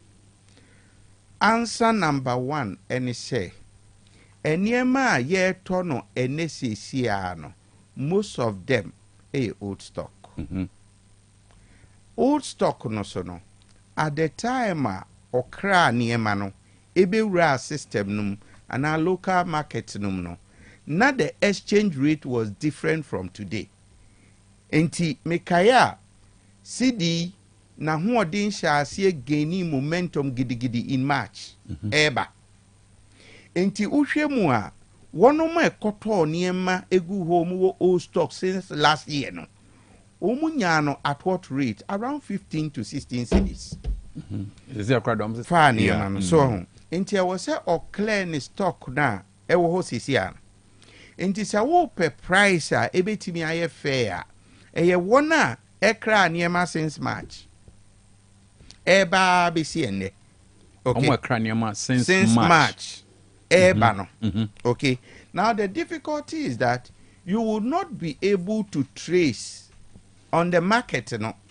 Why kwadu and what they buy around this time? Why non-perishable goods and what they buy since March? You can't be able to get that data. Into one of nyina beka say yemma ne mre kakra. I feel another factor ni say business people are not speculators. You can say business people are not speculators. One of them are careful investors. They can so be a careful investor. They can say or trends, a sustained trend, and some what taking decisions. Because decision ba kwa obey no. Yemfa ni say yememu ha wona manage economy na sheyebo. Say stability, sustainability of the eniyemo mu de agu akwan mu no. Ebe gina ho ache. Okay, businessmen no te ya si ya nyagidie ya tete ye niyema so. External fluctuation wo hwa ne bibie si international community against the petrol no And also nim say price hike no any petrol nenam. One of the factors are a drive inflation. Petrol ka ho. Nti wo ho no atene say ewiase amemu no petrol prices san kosoro. De na abenya. What saying a shock. Nti wote wo niema no so nanu ya say de abanya ka no de ho to so a sa fluctuation no be bow asan de wako achi amwa say lose. Because of that, they will have to observe the trends. Na omuhunu say, hey, trend ye ba ye die. See the no ni petrol no. Wonu ma hu den no. Sebe eye die eboa ema yetimeti ni omaso a eyeye until you can get price stability. Now, last point in say Ghana economic regime na yewom no. You can't force prices on anyone. Me sisubiu economic regime no ye ni controlled regime ye will liberal market regime into liberal market regime no importers no and they take advantage of it. A bank can only plead with them. Now let's remember eba economic management ya agents no ye miensa said ye da me ya analysis a meka no agent a odi kan no one central government. Agent a otosumienu mekoma bom. Eye central bank any ministry of finance. Ena agents a otosumiensa eye traders. Any those who find themselves within the ecosystem of trade. Enti hano obeka de okofa niema no ba ana de o produce so ade no free efom e de ba edwaso de obeto free no ho. Eye retailers no any last hour no the onu kra koto free retailer ho edi ko gina kwa ho. Okay, enti at the end of the day no sa agents we plus financial institutions and a kaboma economy timi gina. Enti ye free adie bi say government pursue enforce adie within our regime no ye free no moral suasion. Baby, a friend of persuasion, a hand your friend of moral suasion. That means government, should find a way when actors or agents of the economy, ebe kasa ama enyeme timi normalize. However, let me assure the public say, dear eye good edema Ghana ni say, with the appreciation of the cedi we can be sure of what we call price stability. Eye eniema bo ebe jina de wose ejina. Na se eniema bo jina de wose ejina. Inflation negative effect ya na ewo nipa so no ebe free no so. Na ye kan inflation metati e ma aminum binum ukọ edwoba wo beti se na niema bo kosoro aban de ofa ho ben minim so ate sa aseb ni bida niema bo kosoro aban de ofa ho ben ene mame set records no straight. Say central bank one minister or ministry of finance and a central government one ni kura economy no. Say o play games with any policy of the economy a jomna omokasa no will be heated. Mami ma simple example. Interest rate kosra and I say inflation ba e de ne ye were tightening measures eye fiscal policy. Ye were tightening measures. We tightening measures wo ho a everywhere ye were expansionary measures. Sa interest rate no say abanka say inflation eye prices kosro enti obeyi sika afri o manum woso a wo job no economic activity se me menye sika ba mbotom na me dia beto niema nti na akọ odwom enti wate a nansen yeto niema kra ye nto me bwa dia aban ye nyina ne se eniema boa ye de nti woso oyi sika afri o manum enti eno no obeyi increase policy rate o increase policy rate the banks no so eba central bank aba abefa no ono so aba odi bi beto policy rate no so no ono so a increase de na ye consumers no ye nya no as interest rate and interest rate no be ma salaried worker aka say hey na interest rate da say dia me de sika koto a menya dodo te ma me mfa me sika no koto nti ubehun say salaried workers asase ye pepe or ye pepe no asave sika no said ye be ya obenya returns on investment. But the basa, it also leads to a heated economy. That is a jump for man and kasamne me mana e todi man. Obekwa kwotira ho ba usika no. Interest rate now or refer no. Is it as in the respect of loans? Yes, it's the cost of loans borrowing and services from the banks. Yes, right, in fact, to explain it well, no. You see, the Bank of Ghana is the bank of the last resort. The chairman say, financial institutions are from commercial banks. Ni nyina no. Omu no trade, no omu no trade, no omu koji sika, omu chiri oma, omu ko bobo sian free central bank o. Na central bank no so policy they say, was say, unya extra money into or punish you with an interest. All right, so this is the situation. This currently her economy no upon stabilization as you see I won't say Afenyama can make remarks be okay. I think on Adom TV. Okay. But me can't say tell me there. Me who say or make remarks and me who say man for a trabono but okay. he was right. Also say. Or say buying to your contractors neka. Inti o share sadi enke o say CD no edi ehin no a. Etumi near hisa. Now the demand on dollar is low. Our form. But oh you're right. On your right. Meba say on your right. He could be right, he could be wrong. Like meba statement. All right. Inti say buying at this time ye wo sa rate we mu. Now so release sika at the mark contractors. Now don't forget, release sika momo. Omo no be san kwakoto. They will also place demand on the dollar. Ema kosoro. Omo no be place demand in what terms? What I say? Omo be place demand on the dollar as who? As importers. Do you? Most of our contractors are foreign contractors. And obviously they want to repatriate their repatriation. So or release this cape, they will change it into dollars, repatriate it. So it will bring pressure on the dollar. No. I think so. One moment, the spirit is not kakra. Say the good say kakra many obiting na catching the many abaya. Yeah. Sad net ba. Me try do 10 and committee contractors neka.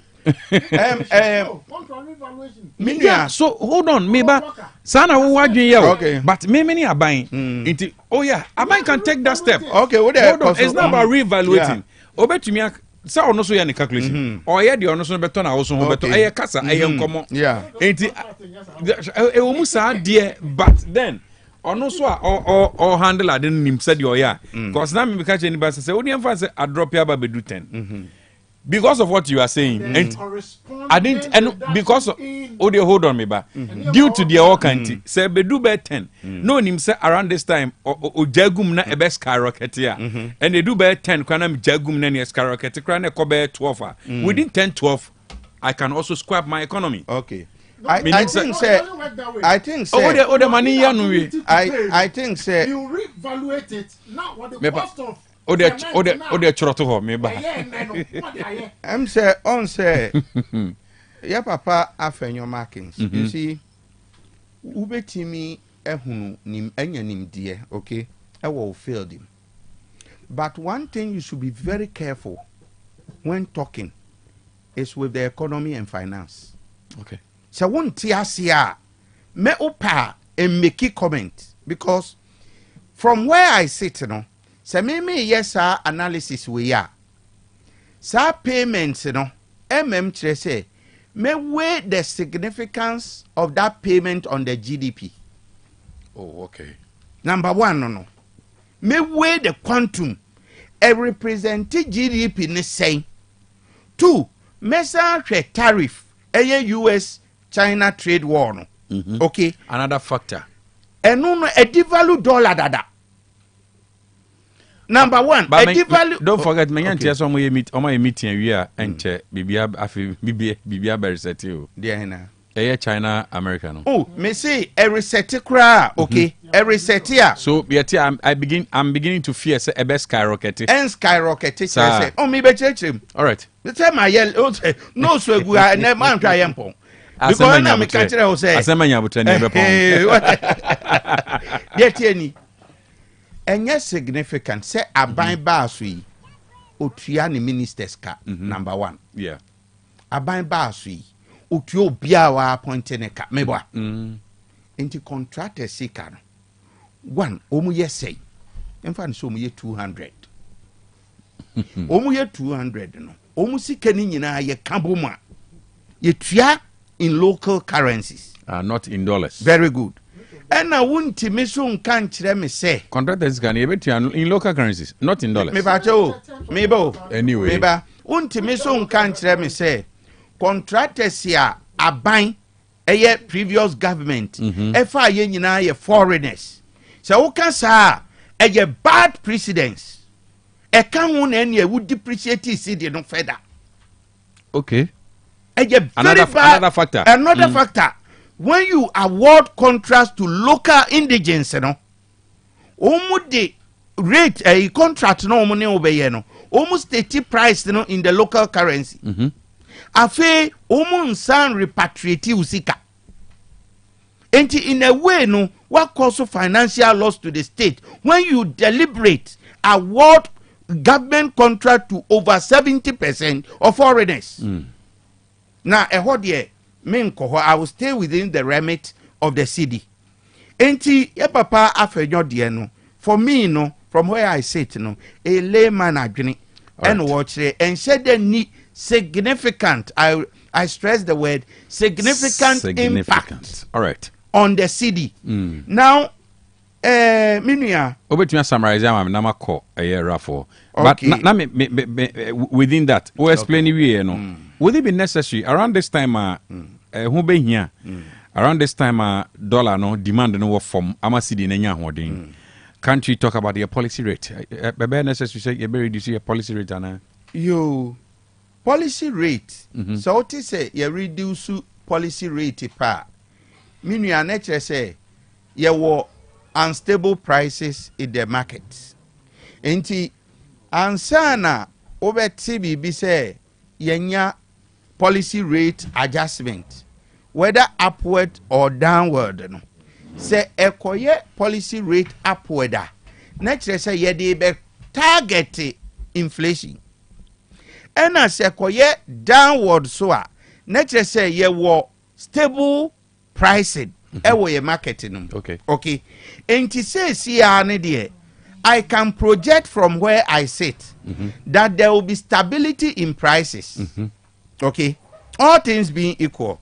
The other factors here, yenya account for ye utility bills because and also affect production.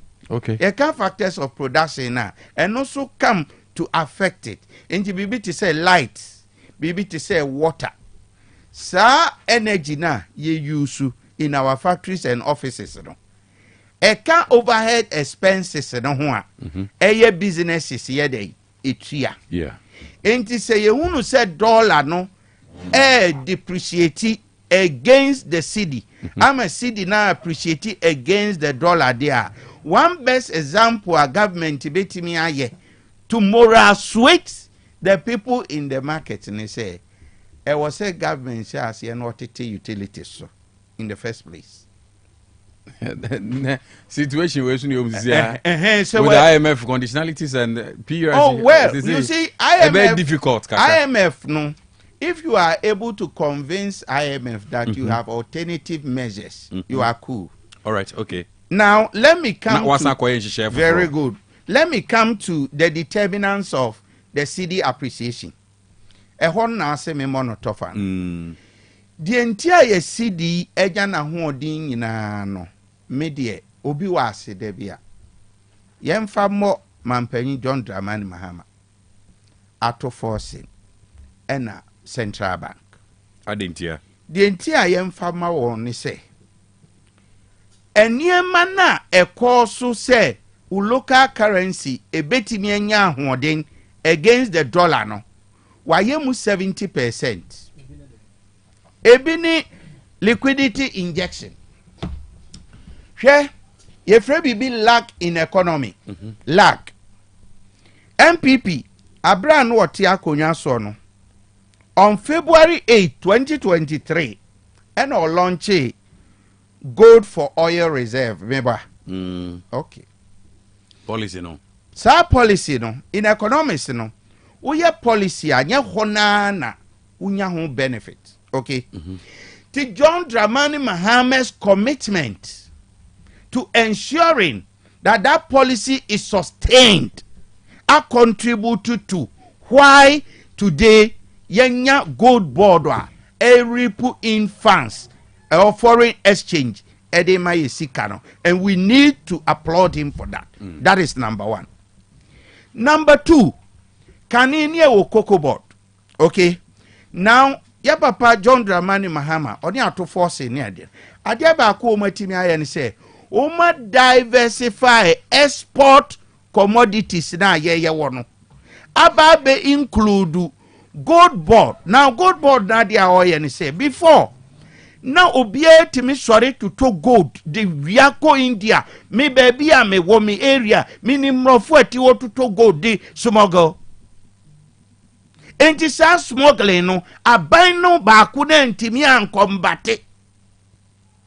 Two, no export to gold or no export no say na gold my say before that regime. Okay. And when you talk of exchange rate, any appreciation and depreciation, inflows and outflows purely. You can inflows dollars so do wunya free abrochire abe usikem. The more the dollar, the strength of your city. Enti de papa na ye no any de ato force ye no or the gold board abejira want to say cocoa board ye to talk cocoa mewa. Oh, me kai say was the last week me host to Honorable Francis Osuechan. Okay. Dwabrem MP. And he said emphatically, said gold board is a very good move. Oh, and I mean a silly pothole sir a war good. Yes, on say wetimia cable de near di dwania na ye nya ho faso e ma economy no factors he draw. Mamin collars one. Afi fiscal discipline. Hey, what am I? Aye. Fiscal discipline. Fiscal discipline. Ye ahoseswa. Ye wo e wo ye expenditure so. In fact, so growth, GDP, gross domestic product na equation no. Ubenya CIG, okay, minus import minus export. Now what CIG? Now C no jira homa consumption, I jira homa investment, G ni jira homa government expenditure. Okay. So when you have a control or you are disciplined spender, disciplined. A kwembe so now John Dramani Mahama after disciplined. You know, me objective analysis. Nobody has hired me to talk for anyone. No. There be said me no say me am spirit na me dey kasa na me make me phone. Because ya no phone him here. Say o dey a businessman. You should the right term business dey say ensua. Me go school me grad 2 masters. Exactly. What I say in economics and finance. Because you're a businessman, I want to say failed in the and I'm a science. Oh, I'm a science. Prof. So I'm ready. Thank you, Prof. My science. Ekura research enti Jamaica. Prof. Mate. What I say. Enti now, the woman say, Gold Board initiative now or the abano. A report saying to Ghana's economy, according to Ato Forcing. 3 tons of gold, okay, a week. Wow. 3 tons of gold a week, equivalent to $280 million. Now, Kokomi say me 2 million. Now, will be back within a week. What timia to gold 200 and say $80 million. A feeding in our carbon week in week out. A feeding in our carbon. A $10 billion that they be economy. Now one will ask, what is the economic impact of this effort on the economy? Now the last point is that last point. Okay. The last point is that Senka a buying reserve ba before the introduction of gold no. na ɔfa Ghana sika na ɔde atɔ dollar na ɔde ayɛ reserve sese no gold no no trade and this carry out sika na be depreciate ama repatriation no ho no out a commodity and wo trade in the form of export and they reput this amount na mesre yenya hunu gold ho mfaso ne de na me encourage responsible mining because say na gold tie na aban we anye kataso bi maso wa me nyina ya hunu say Ghana for to bi amode share nsa no gold ametimi anya edi mbama modwadie ni musika sembe gina nie dia ene ne be sere. So within the first quarter no aka say we turn 2.7 billion. Yes, 2.7 billion dollars. Na ukoje bosia free IMF na yesay saying 3 billion. Very good. Now gold unko atimi ama we within first quarter wo gira ho say external factor mumra nyenkyere made mumra nyenkyere made unnim anka bi what I say unnim ngoma no but the argument behind the scene na koye say because of China and US eno na nka so mame kwa mame nko na me san digress mame kom mame komra prof asemba nyabutre asemba nyabu afrasi otie me dana say cancel yeah he's in the field ntina me person man ample time bi na yeah to me digesting your mind be yes you the opportunity to study economics and finance cancel mate so we understand the issues globally the dollar is depreciating by 8% and Ghana yes 30 let me appreciate it by 16%. So it's no news. It's no news. And irrespective of the margin. Yeah, me they say. Irrespective of the margin. Yeah. All right. Okay. When people will say, a static free baby, and I'll be true baby. As you speak now, all I'm saying, economic restructuring now, yeah, IMF restructuring. Abuama, sika anko si ekotua. Ewo debt, ye debt, ye deno. Cash, if you want my NPL. So, Eurobonds on we've been able to save $2.8 billion. Senkenja restructuring now. Cash, and can you repatriate that amount? Domestic rate? Yeah, there be Eurobonds. O can restructure a bit and no be come now until the opposite what I say. After Eurobonds, no, you cancel Ghana, you cancel ye, and net negotiation acquire okay. I mean, obey a finance minister, quite renegotiation. You cancel $4.7 billion. In Ghana, you quite good. It is a pressure, no. It has been released. Relief from us. Domestically, and because of the way our policy are US, the tax policy are adapted against nations. Most nations are now moving from using the dollar as a store of value. Most nations. Now, most countries are resorting. What can some using as a store of value? Store of value. We basically accounts using what are the importance of money? No, we bet my culture say money is used as a store of value.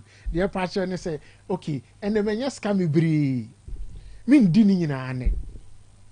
Me the big kosie, me the big kotuono. Then I store value in it. It was a country who said over kaya maybe. Say Ghana ye be kase say ye sika ahoɔden aduru sen a ye say ye reserve eye bi a $4.5 billion e de ye betwa bi a 3 months. Also now we are moving from that angle ye can say ye were gold these stones and as say ye do it because of some amount for a free say dollar a day ye store of value no. Price of gold cost. Nyame aboa na ye new opportunity to buy more.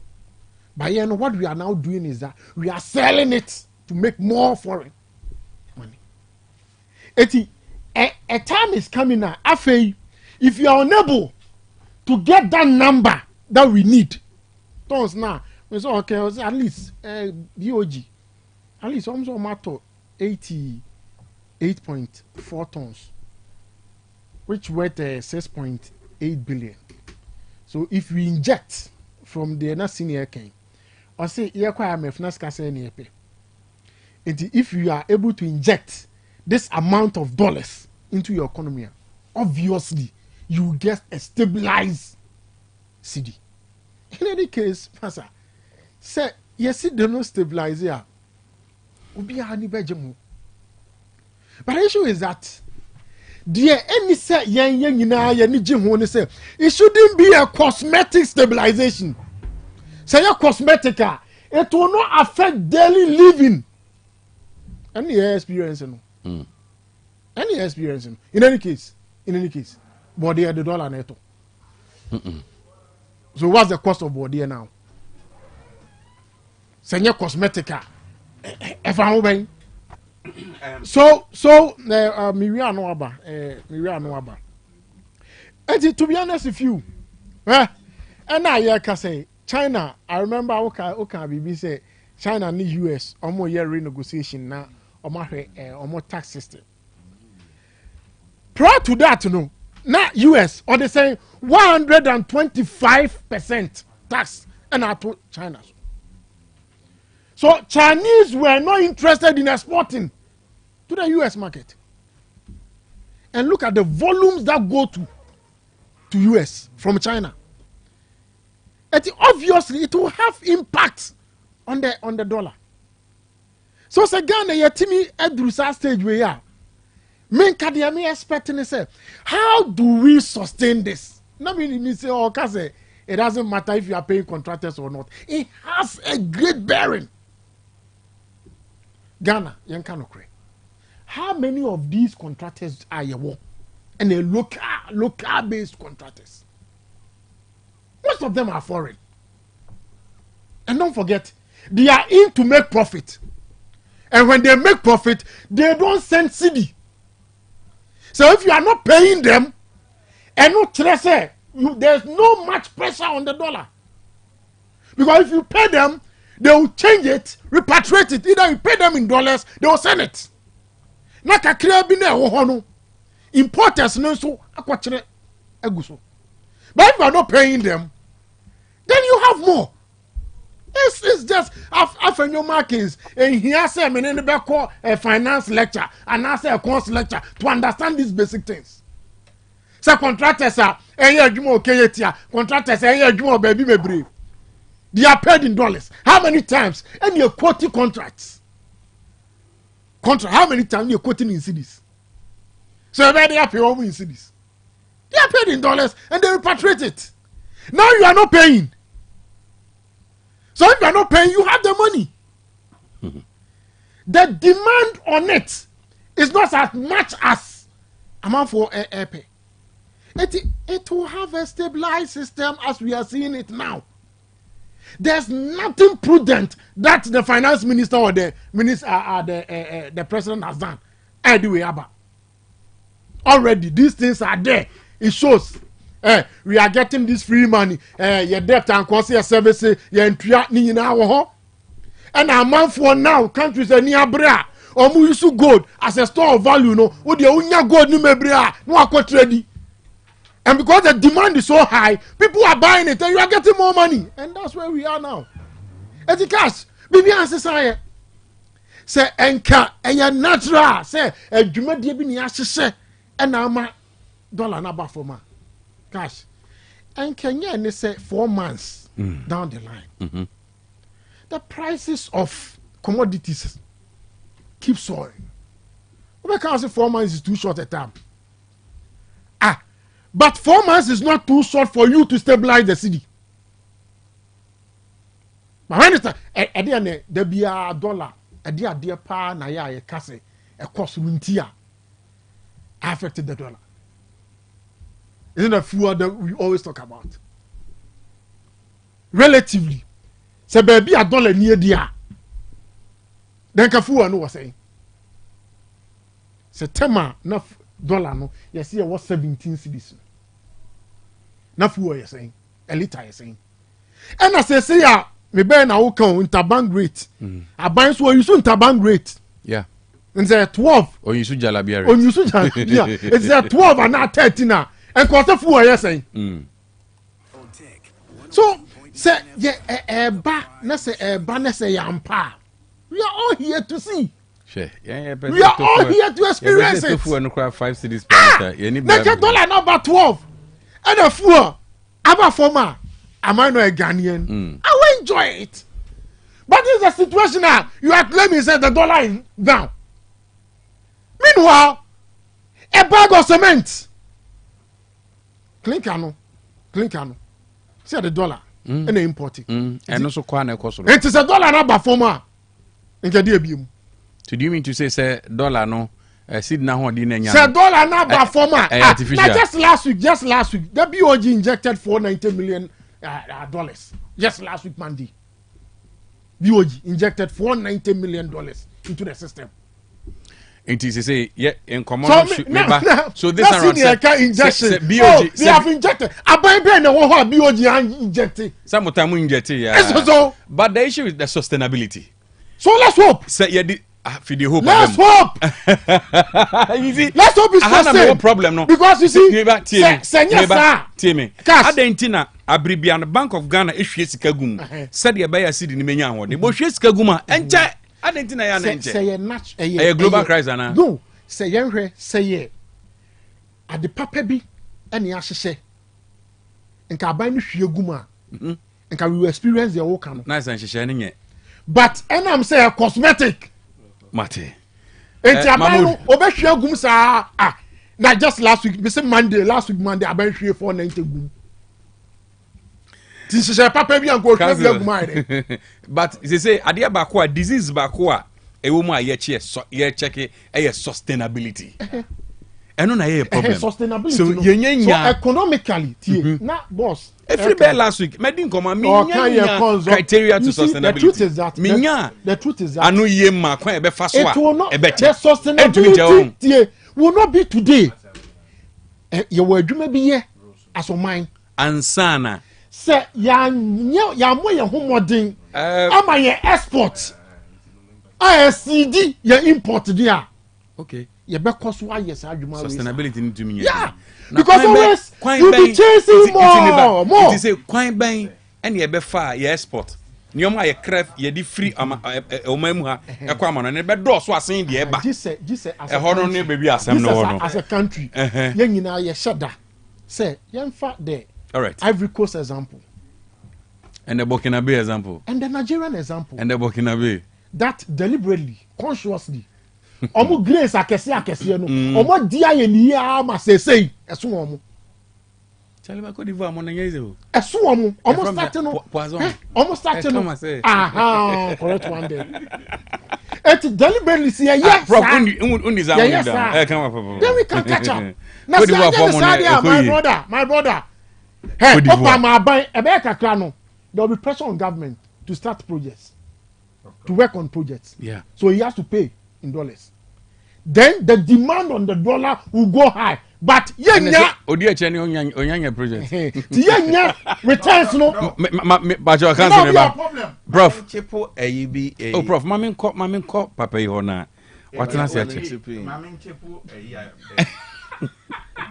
spokesperson pa. Mami chepo ade yi. Ani chepo e. On say me de pa say menya minua cons ewo ha nti eni say ye chia fast number 1 or can store of value okay store of value na sia ni say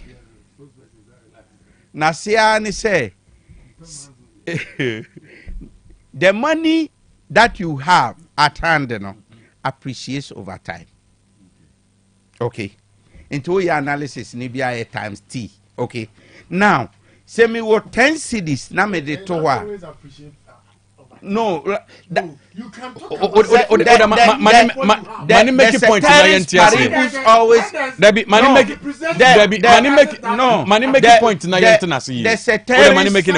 no, you see, the ceteris paribus assumption is always key. Ceteris paribus, that means all things being equal. Quiet. All things being equal. Vis-a-vis. What I say? Enti enokre wa sem num ni say. Sika appreciates all things being equal. Enti na ebi ye motivated to save money in the bank. Okay. Enti say obi won economy mu no say o jai American dollar eyusu. Nature say our raw material obetimi dia substitute to a build a reserve there. All right. Then there is a point. If not, Basel 1, 2, 3, make a Basela. All right. So when me on question cry, I on question baby. So as on mine, I was say ye share ye industrialization ye. Key. That's a key factor. Industrialization, but the variable na kasane import substitution through industrialization. Me ba hold on. Fesiho. Bokomanze. Okay.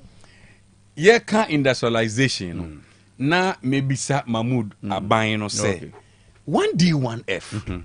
Me can them has said 1D1F. It is the backbone and the future of Ghana.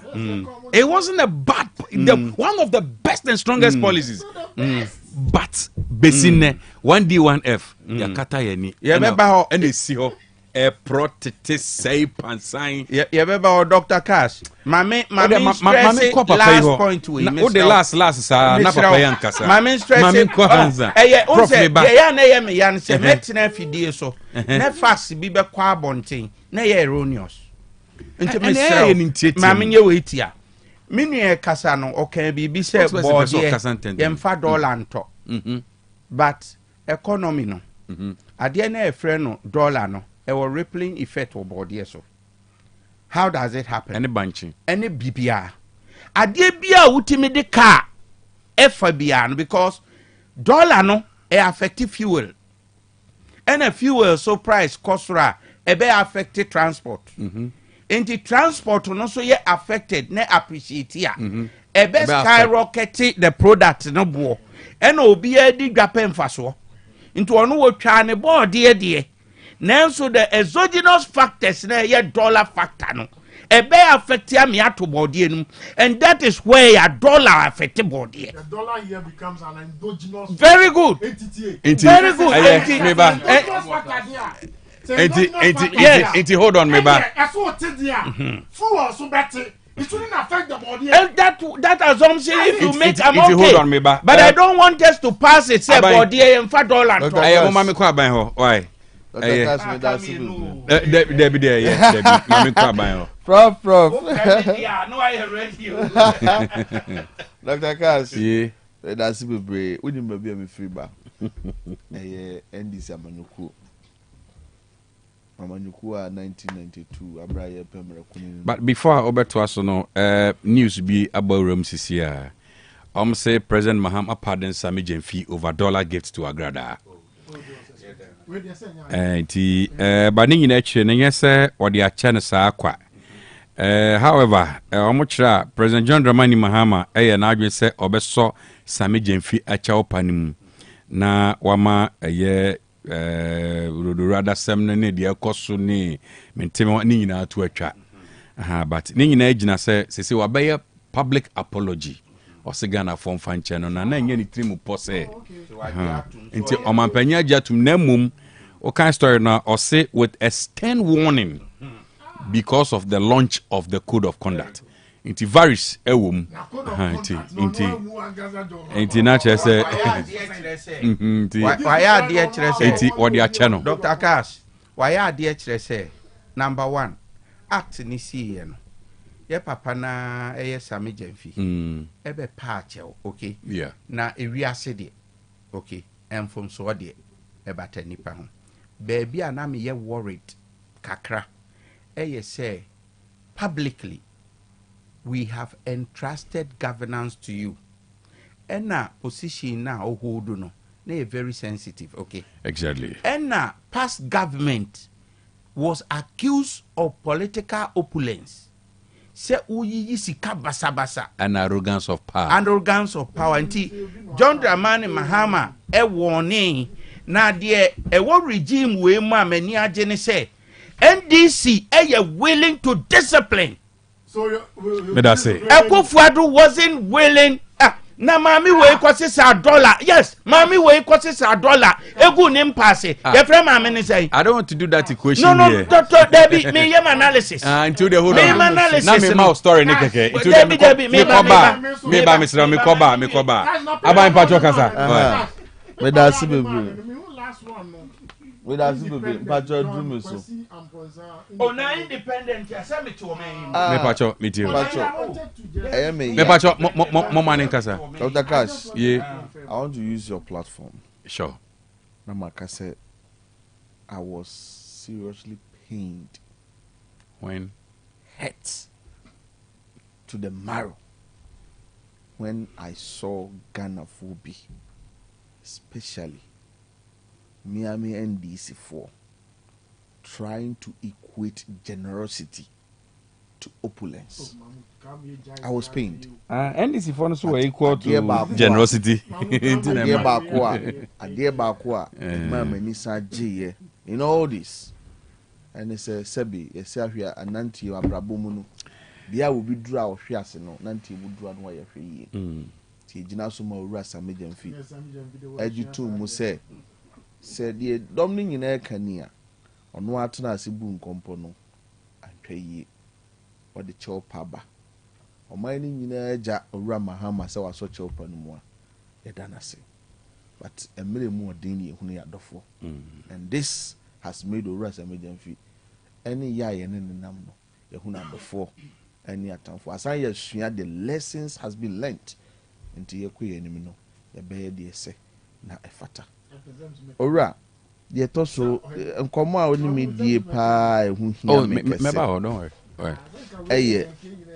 Your dollar, any seeding come wing. Now, I'm a 200 years, I made the actual be them free by.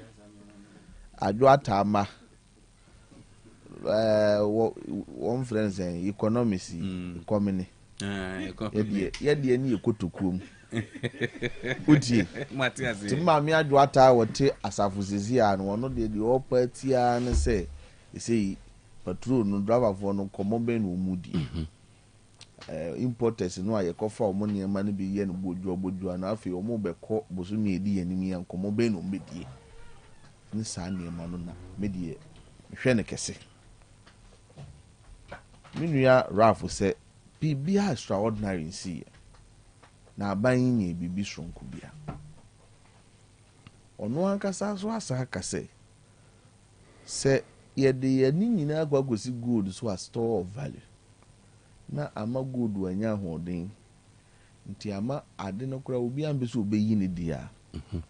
It takes prudence. It takes strategic planning. Yes, strike the iron when it's still hot. Yes, I know. That's right. It will be added in the SCA now, ma supply a wabon so not demand the higher. Yes, when himself price is controlled by demand and supply narratives. Number. And then I say, at the end of Boaba by a day, he will be goofy. Eti yen yan and anonymous some mocatures and hear my band or macraman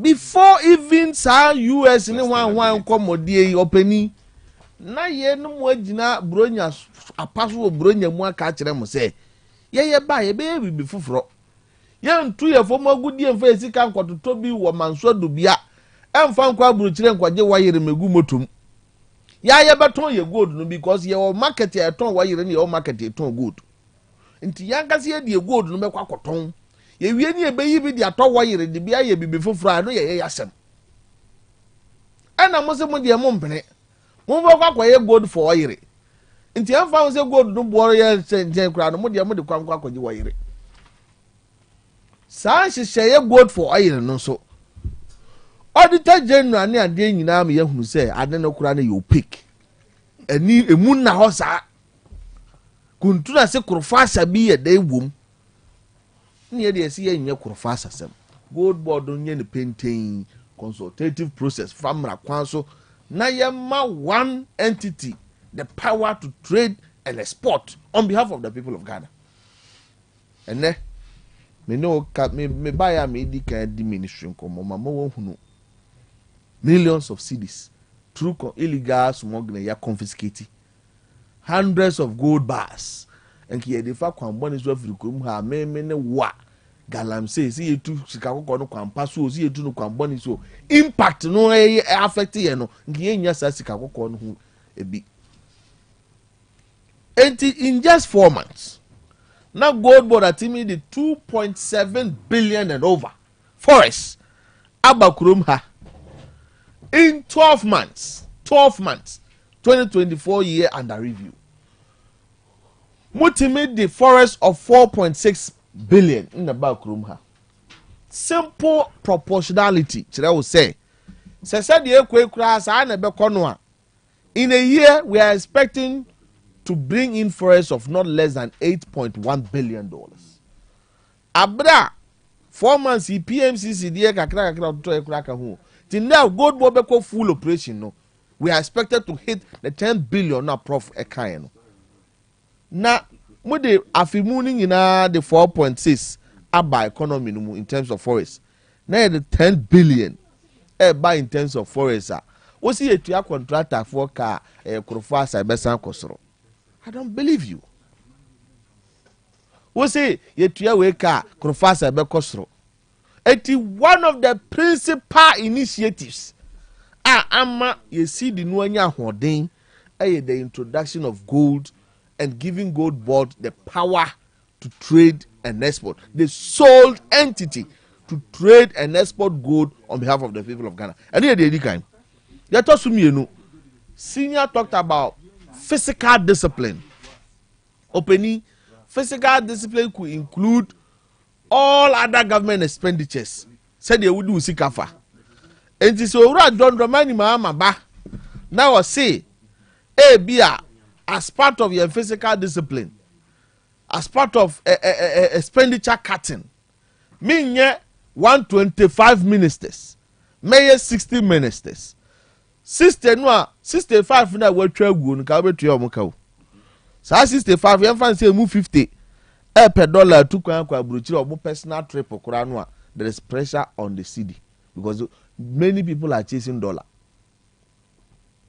as part of physical discipline said your mama wanye sa physical discipline you know person ko live with said owura kufu do live here no what it meant is that 1 hour bia ke o se pay $15,000 di betua lu break na wampani your mama de nam wiem edware pressure on the dollar nti ebe ma esi de na ho de ayen aba form physical discipline enka 1,001 presidential staffers 1,600 presidential staffers am fine no enka betua omuka wo mo nso di o pese o dollar bia no enka be den ebe ma pressure ba obia wo do mama ban musu ne ne ban te se Sicily adapa enka ne dollar nam 12 Ghana cedis enunti owura let the cap fit no let the person wait senior owura mama wunti mboni di money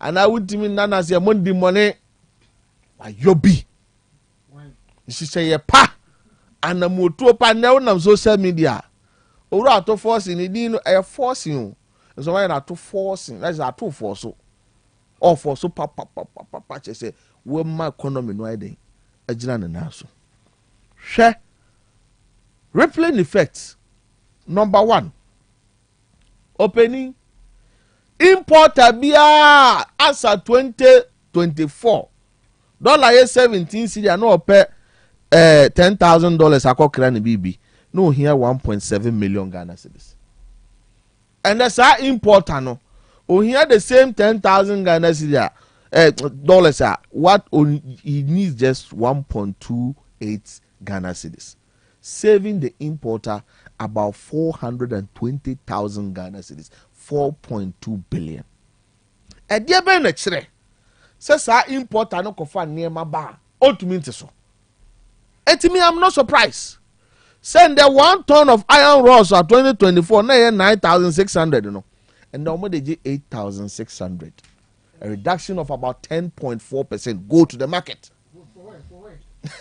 Me too million much go to the market. Now the iron rods will take effect. My book commodity need the you know opening. My book commodity need the market is commodity no our market. Market Me say market no go be as iron rods no 1 ton. Near ton no 96 million say. But what I say? Yeah. Me kura there. Many million investors na Wall Street no so na ke 010 no say pe say 101 no. Aye di go be afra no. Near top beans cap baako 15 Ghana cedis wadwura. Any alaba. And the beans cap baako 12 Ghana cedis. Appreciable reduction. Beans costing. Beans cap baako cap no. Near turn 15. As we speak, 12 Ghana cedis. Okay. Driver ni no a woti Otec no a passengers no gumo mu feel show yi no. No okoto petrol no a 1 gallon we nya 70 cedis. Just 2024 under your watch.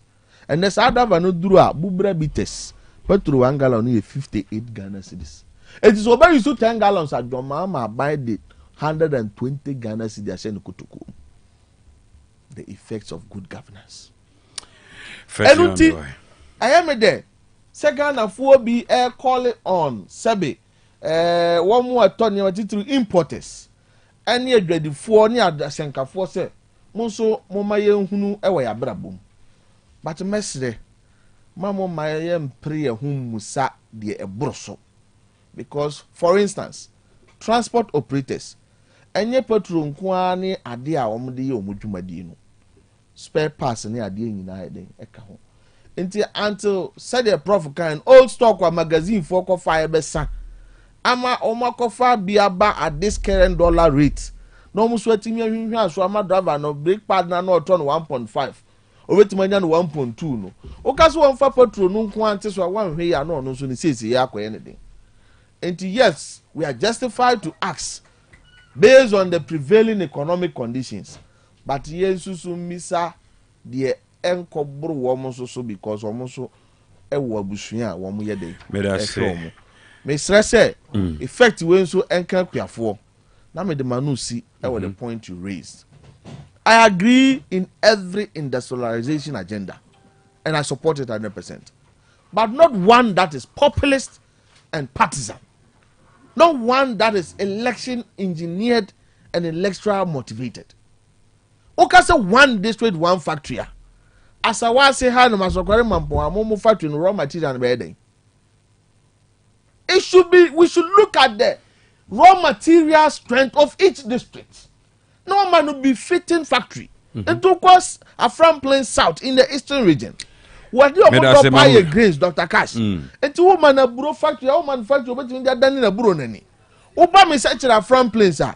Yes, you are bro. No my factory. Bembo say wo ko ba bi to say bia Pandai in the city west. One more do by the bro factory command when ye. And I would think Begina so kwan castle be factory raw material near there. So let's identify the agric potential and then I will run my arm and say, yeah, the only one this one factory. What we'll do is what we call agric mechanization zones and industrialization support. Thank you very much. Osbia Blocks Factory, Sammy Kancho Sebra, Hona high quality blocks, a war. I blocks and said, yet, Bia, Bomodin, men sounds behon. If we say blocks, no, papa, no, Osbeho, and a high quality blocks. Or the quarry dust, any stones, any trap blocks, no. Cement is here 42.5 R grade gas cement. Was who told me the Akukumasin in Portemua, or Belko could jail free to Tumika for any check casse, or Trakasi Bridge now, or Ne Bebia and Cremofonoco, a Yejuma, Fiada Biano, Eddie and Mche. But what the Afros Bell was 0244 377 612 0244 0244377612 and 0244043805 0244043805 Yanko Osbel Motors eho ena cars papa wo SUVs any sedan cars no nyina bi ho Osbel ewo Honda cars osan Toyota cars Honda cars na bi Civic Accord CRV Integra HRV any Breeze ebi ho Toyota no so Venza latest model SI hybrid with electric charger ni nyina bi ho Frontlander Wildlander or Highlander latest model Tundra latest model Land Cruiser and Jeep ubenye bi ewo Osbel Motors also ya nkrankre anase adwumakuo upebi abomodia bowuram na onye bibia ma kama furniture da kodwom one despa dan kase ni di anhwe ana obetua Frostbell 0244377612 ya no time herba mixture na beboa ebetu malaria fever nase ama wato aduane adisi wani ma untumi ni bibia be kama edia ma afi honama ya na ote ya wo mu no bibia nso bekoyie pa edia ma na nsansan pese se hunamani so a time HH herba mixture ne capsules bomodia no bi ebe boost immune system no edia ma bomodia for time herba e was 0244417669 0244417669 0244417669 na yanko abapamo Ghana's biggest online shop for quality product eho ena ne omani nyina wo na sabe ya oni won kita odi ni be wie pay yonti furniture play store ana se app store ana obetua bowuram ewo www.abapamo.com obeso bo ana kwa so tafu 3 months o mane sakasaka park no di animhwe de ohia bia say electronics ana sa appliance obenya ni nyina bi ewo eye Abapamo shopping ankasa bowuram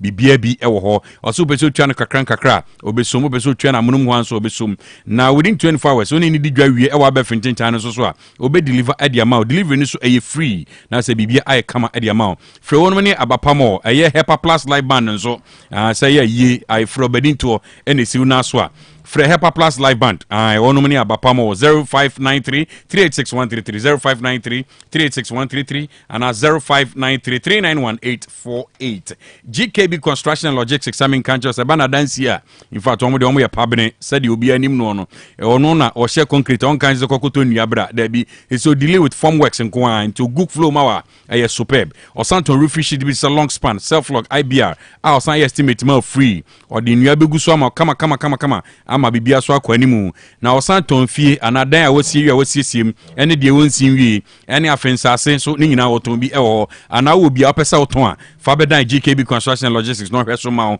ana obetua friend 0246248275 0246248275 and 0201366600 0201366600 omo santas ye pre sabe kan wonum ewo ho ya abomoden a ema nkoda no enya perfect series wonum enwoma ni bi no mutumi kenkan konkan na esan say inti Ghana Education Zajatum na kan so approve books no free nursery 1 ekosi JHS ebi say English language our world our people history of Ghana RME computing creative arts science and maths oba preschool so free nursery 1 ekosi KG2 numeracy language and literacy our world our people creative arts phonics computing coloring and writing for preschool na oboro mo JHS for so books ndie bebre almost pass examination questions ho into po wonum mani biatua furniture kumasi aputo John Ben Station no ena nkran so dan so man first stop enti bomodi na free prefer series books ewo 0243299938 0243299938 and 0540755465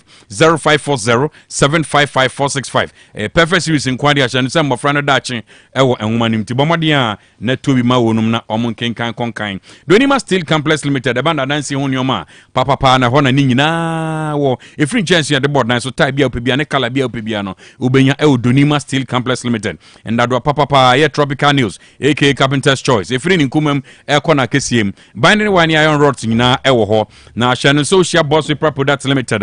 Now said Donima, your sister company, no, na yang ya boss pathologist, and so extra soft, any extra strong, come on, equally hygienic. I say, and your man so air for full, so tune wet you are now 2 as of wife junction, your head office, your Bengana Revenue Authority, do Tamale so can Vili, your Ken David Junction no and ankran so kantaman to ben GCB bank tachiman wanchi kwan so kentain and ya don wachi fie and still ye ho Fredonima was 0244126625 0244126625 and 0540101555 0540101555 Donima di nearby ye beka say home of tropical product Vema Plus Limited the Prosavide capsules aba Edge Drive capsules Little capsules ni Dinat capsules Prosavide capsules o Jones so sem enkoyi nyoma enkoyi mfa ma o Jones so de oba heart bat o Jones so bre pa jonso kro ye e ma wona anajo be ma from panel si form tentem a na say wo mema sem aba form eba ne sa no ice drive capsules na be boa afi little capsules in carbon gina wanum amama ye nipadua no ma ekura be gina wum ni mu a e how pa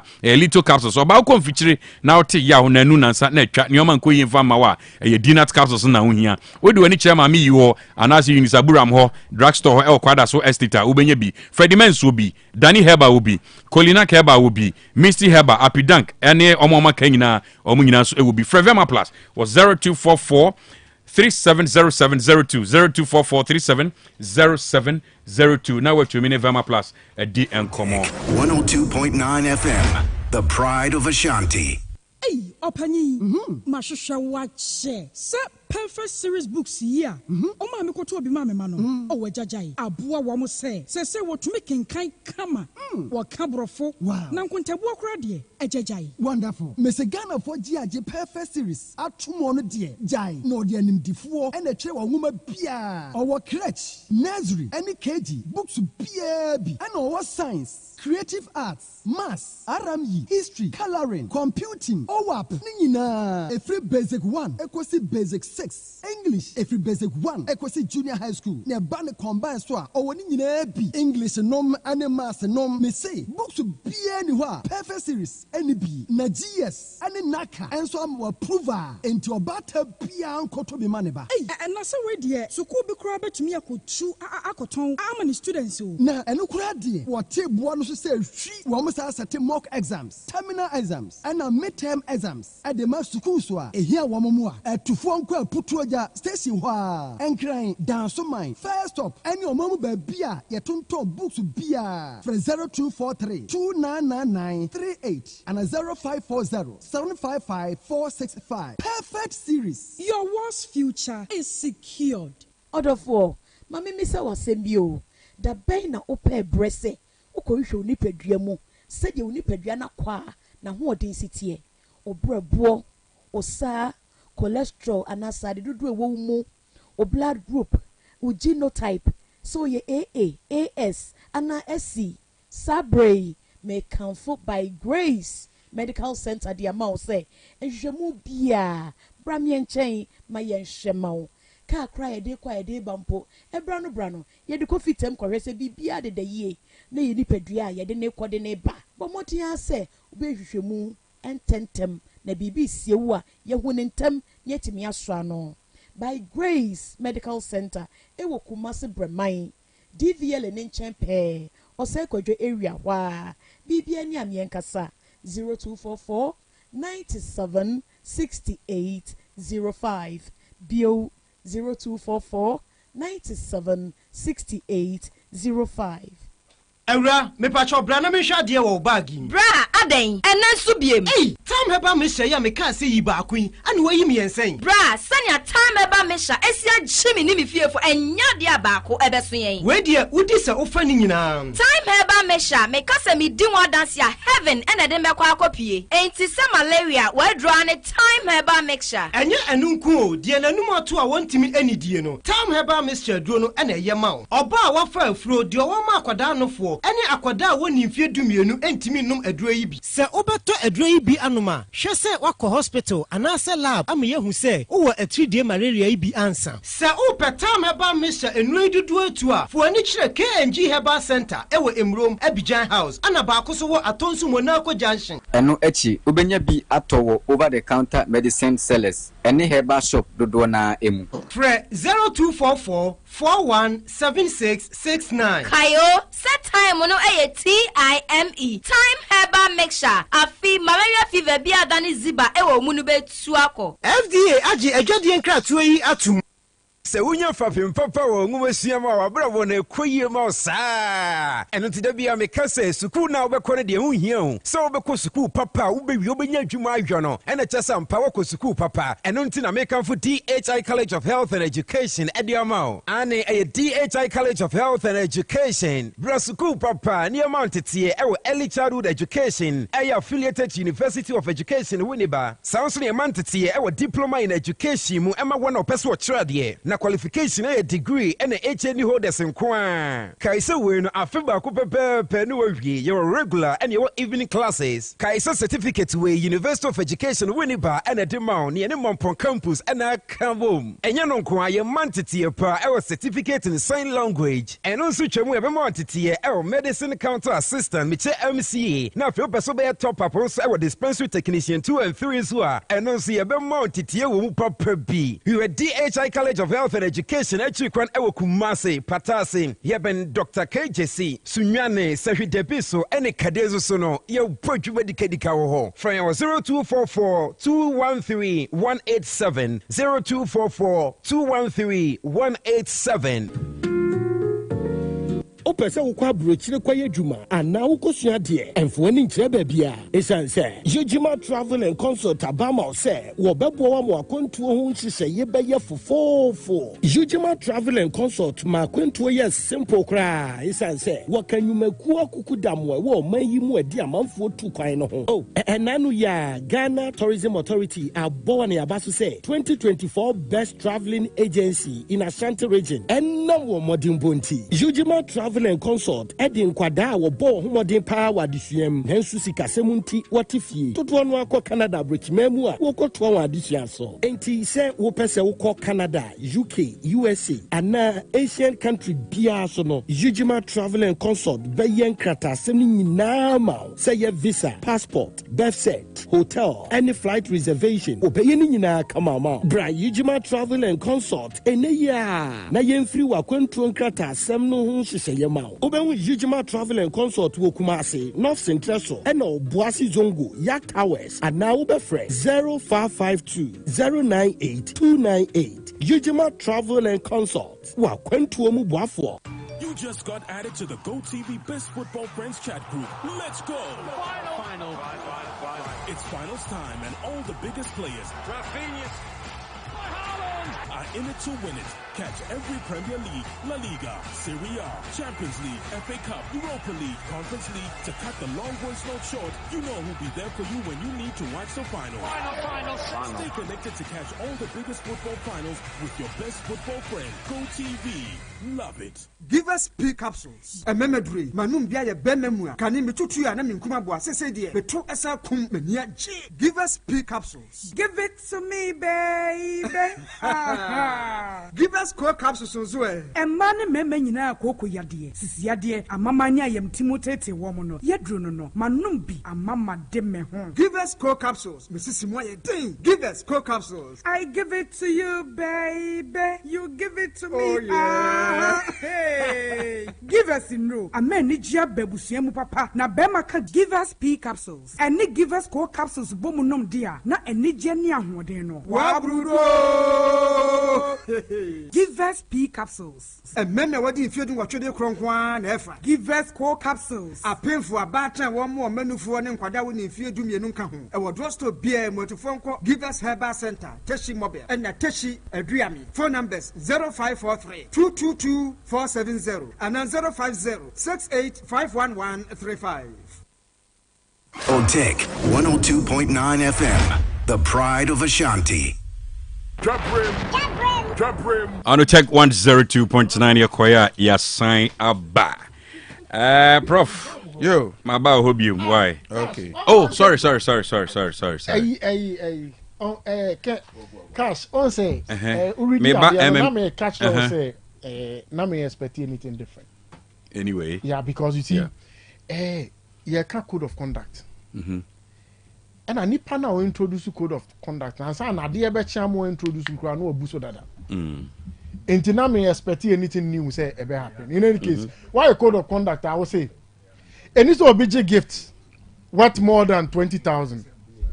So a budget gift 20,000. So I also free a Bema or the chief of staff. Ojano. Meanwhile, what was the cars too and the street value more than 20,000. And before even the code of conduct was outdoor. One, I have read from page 1 to 66. Gift no a free appointee honor echo and yet the eba. He received it and donated it.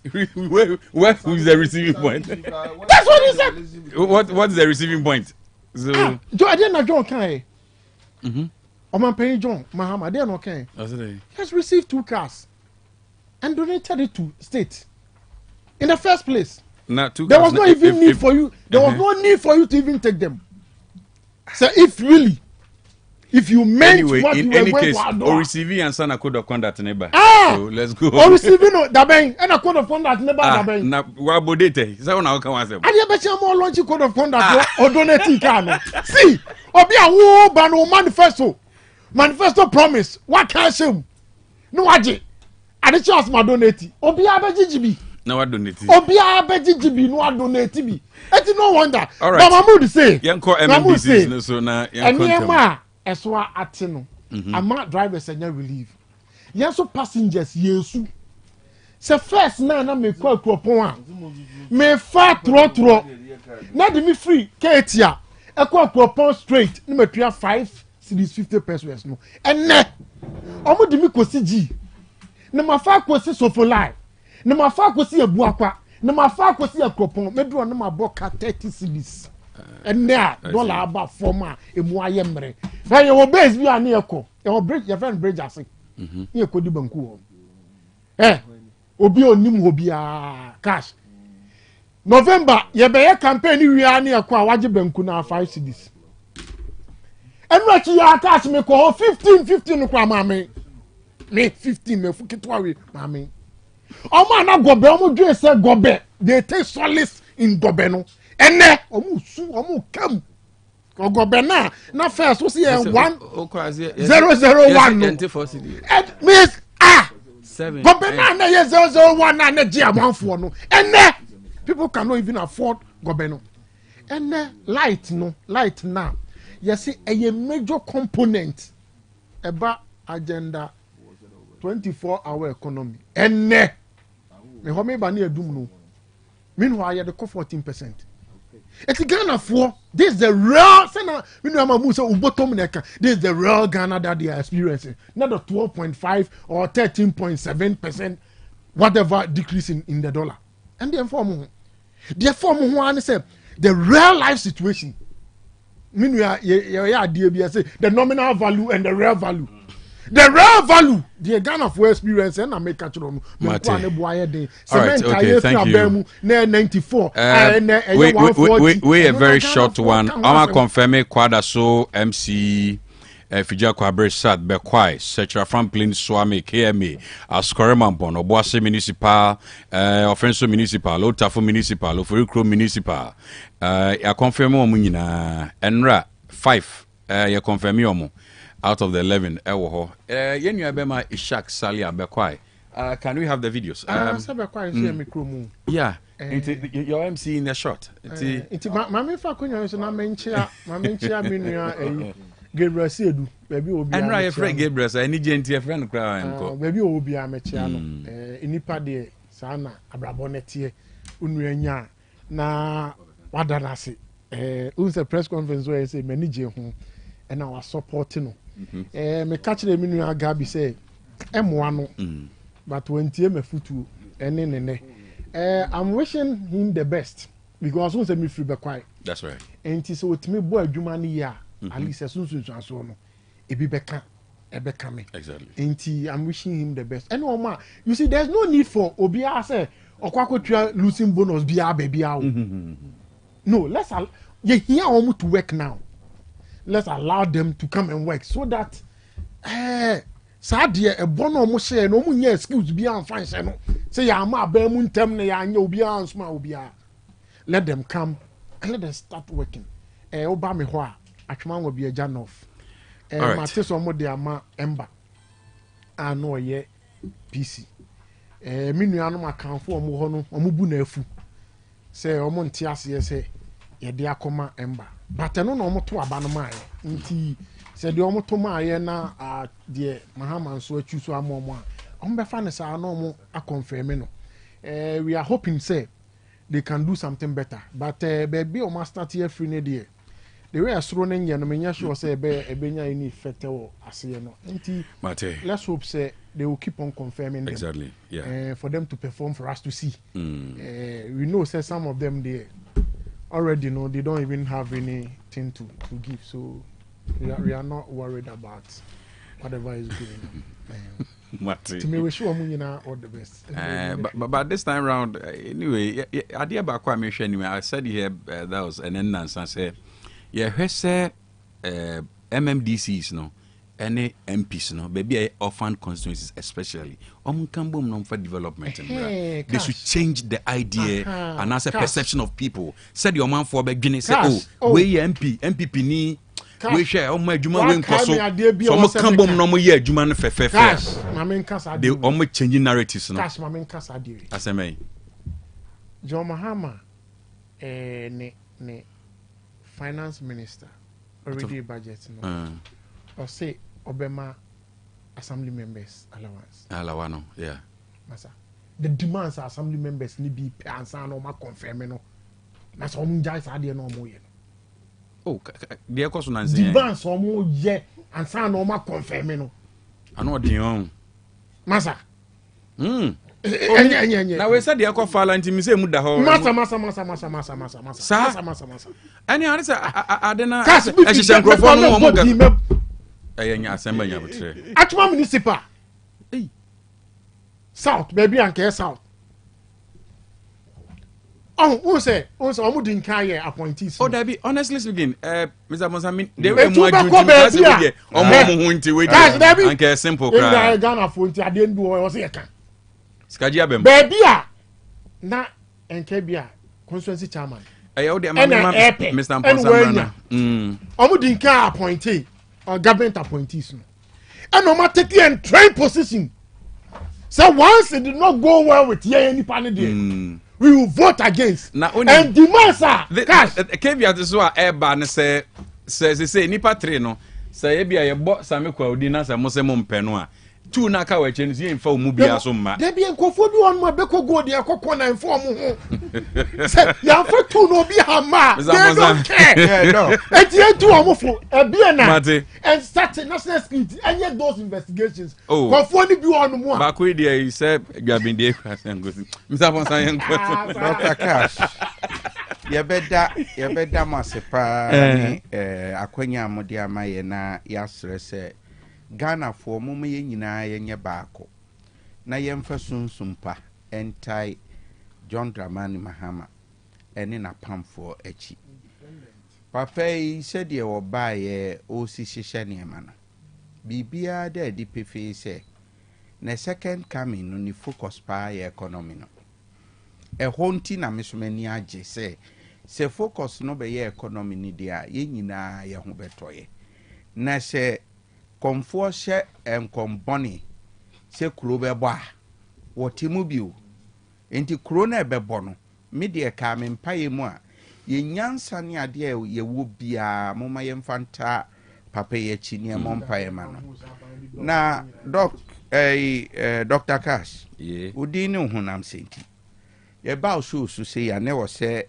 ye che Ghana fo ade bi remittances one e wa abrochire no so nim say won sika na eba Ghana so no afi bi contribute to 4.6 billion US dollars e de beka ye forest reserve no enunti personally the me person me de boa aban we ni say genuinely emebunu youth no especially bia wa ye crowd say obekọ kuro bi te say America akosua ade me pacho scholarship wom but enye guaranteed o pese o kwa amanone kuro te say America ekosua enwoma Dr. Cash ma fa to me ho so enye me ne mehwew but me facilitate amount he say one chance ya menya from one of their universities is to rep them in Africa.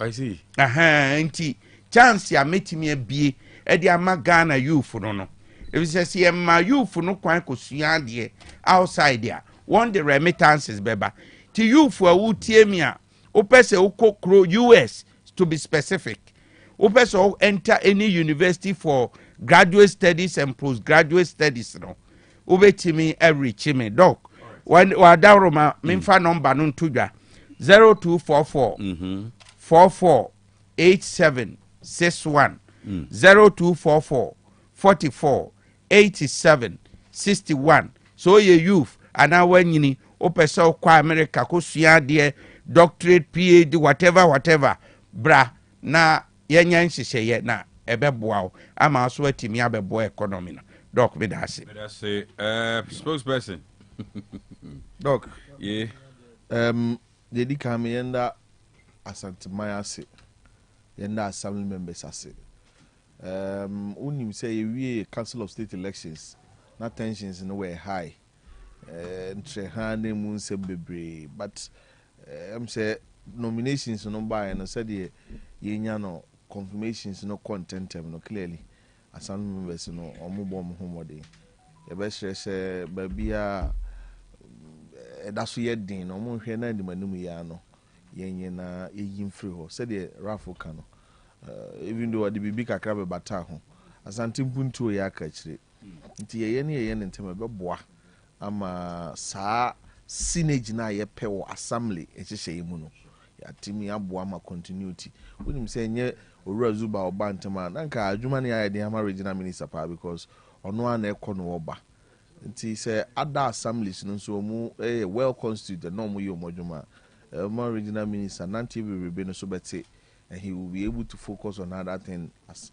a break chrono or coordinated the assembly na aboa ma asante ene omani nyina afa no ntoma pa afra ye kwei no me dia de baako ebeto kumase especially traders are the kwan finfin dwade di omode say the campaign is still ongoing ade no aye ye ma ye nyina eno nti no muntie yewura mayor asopam na ye nyina ye nkle kwan no mu se de be ya nyame mpangu mano da somna so se bibi kurato ya kwan no beda ho am ye contemporantem aboa ama yetumi ati ano kwan Mr. Ghana fo nyina nso se obi bia waye na adwen se opese waye responsible and legal mining e wokrum ha owura ama kofibua waye krado se obeboa ni pakro na watimi ayesa adwuma na oman no adi so mfa so mo ye wa adwen se obeye irresponsible mining illegal mining na aputi ye nyina in danger aputi ye nyina at risk first wo ye be ma wo venture no activity na very high risk venture me gidi say asotwe ewo mu no abeyen send na ma generations will come to remember nti mamma obi na da wo say we powerful politically mamma obi na da wo say we powerful ebi ohini bi tawachi mamma obi na da wo say we powerful ebi a asori penin be ba pa chewa ma enne ahemfo ni nyina so omo nsoso so asori penifo nyina so omo nsoso so usi kanso entumi nyewo ndi nyina yenye de ese ne fata na kwambo ne itu sika kokko no yentu ase na oman no emfa no ntoma pamfra medase bebre meso medase papa nyamishraw medamu nyina ase bogaba oze I'm a way. My cousin, I kept talking about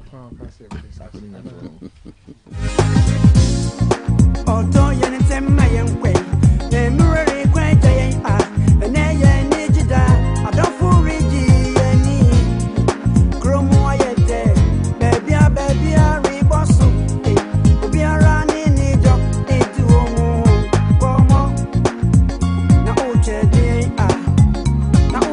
all right, people, we be asked, OJ brother, for your busy schedule. Now, Uti Jumedi and Bessie Sabre. Meeting the cash, Evans JC Kappa. If you have Beduka Trip, Papa B. Samuel, Samuel, I was sick of Bomodia. On Bomechidom, Kama, also Jebrepa. Yamin Kaho. Now, Yama Musui. As the end 6 o'clock PM news, no. Yeah, the Bebrel. Otec a year, Raphael Oseusunka, Ashanti Regional Communication Team Secretary for the NPP, and Afe Mahmoud Kabore, Dean of Ashanti Regional Constituency Communication Officers. Otec Onumi and Sanka, Professor John Aya Kwesian Ponsa. Hey, man, my man, 2 hours class still, it wouldn't be enough. Yakwe mi fa birthday we Emma Majori Eje AK Nanecha ene ewa woda Happy birthday to you wherever you are. A birthday wish coming from Mr. and Mrs. Ajay, Mami Brago, and Nana Ajiman Ajay Jr. Almost your mouth, happy birthday. Body and Yankopon Kaho. The other Sabe can be a Sunyan Shira, Nation Yamidian Munyam, Omo Hobine. Prepare you for a greater exploit. Happy birthday to you once again. My pong 6 o'clock PM news.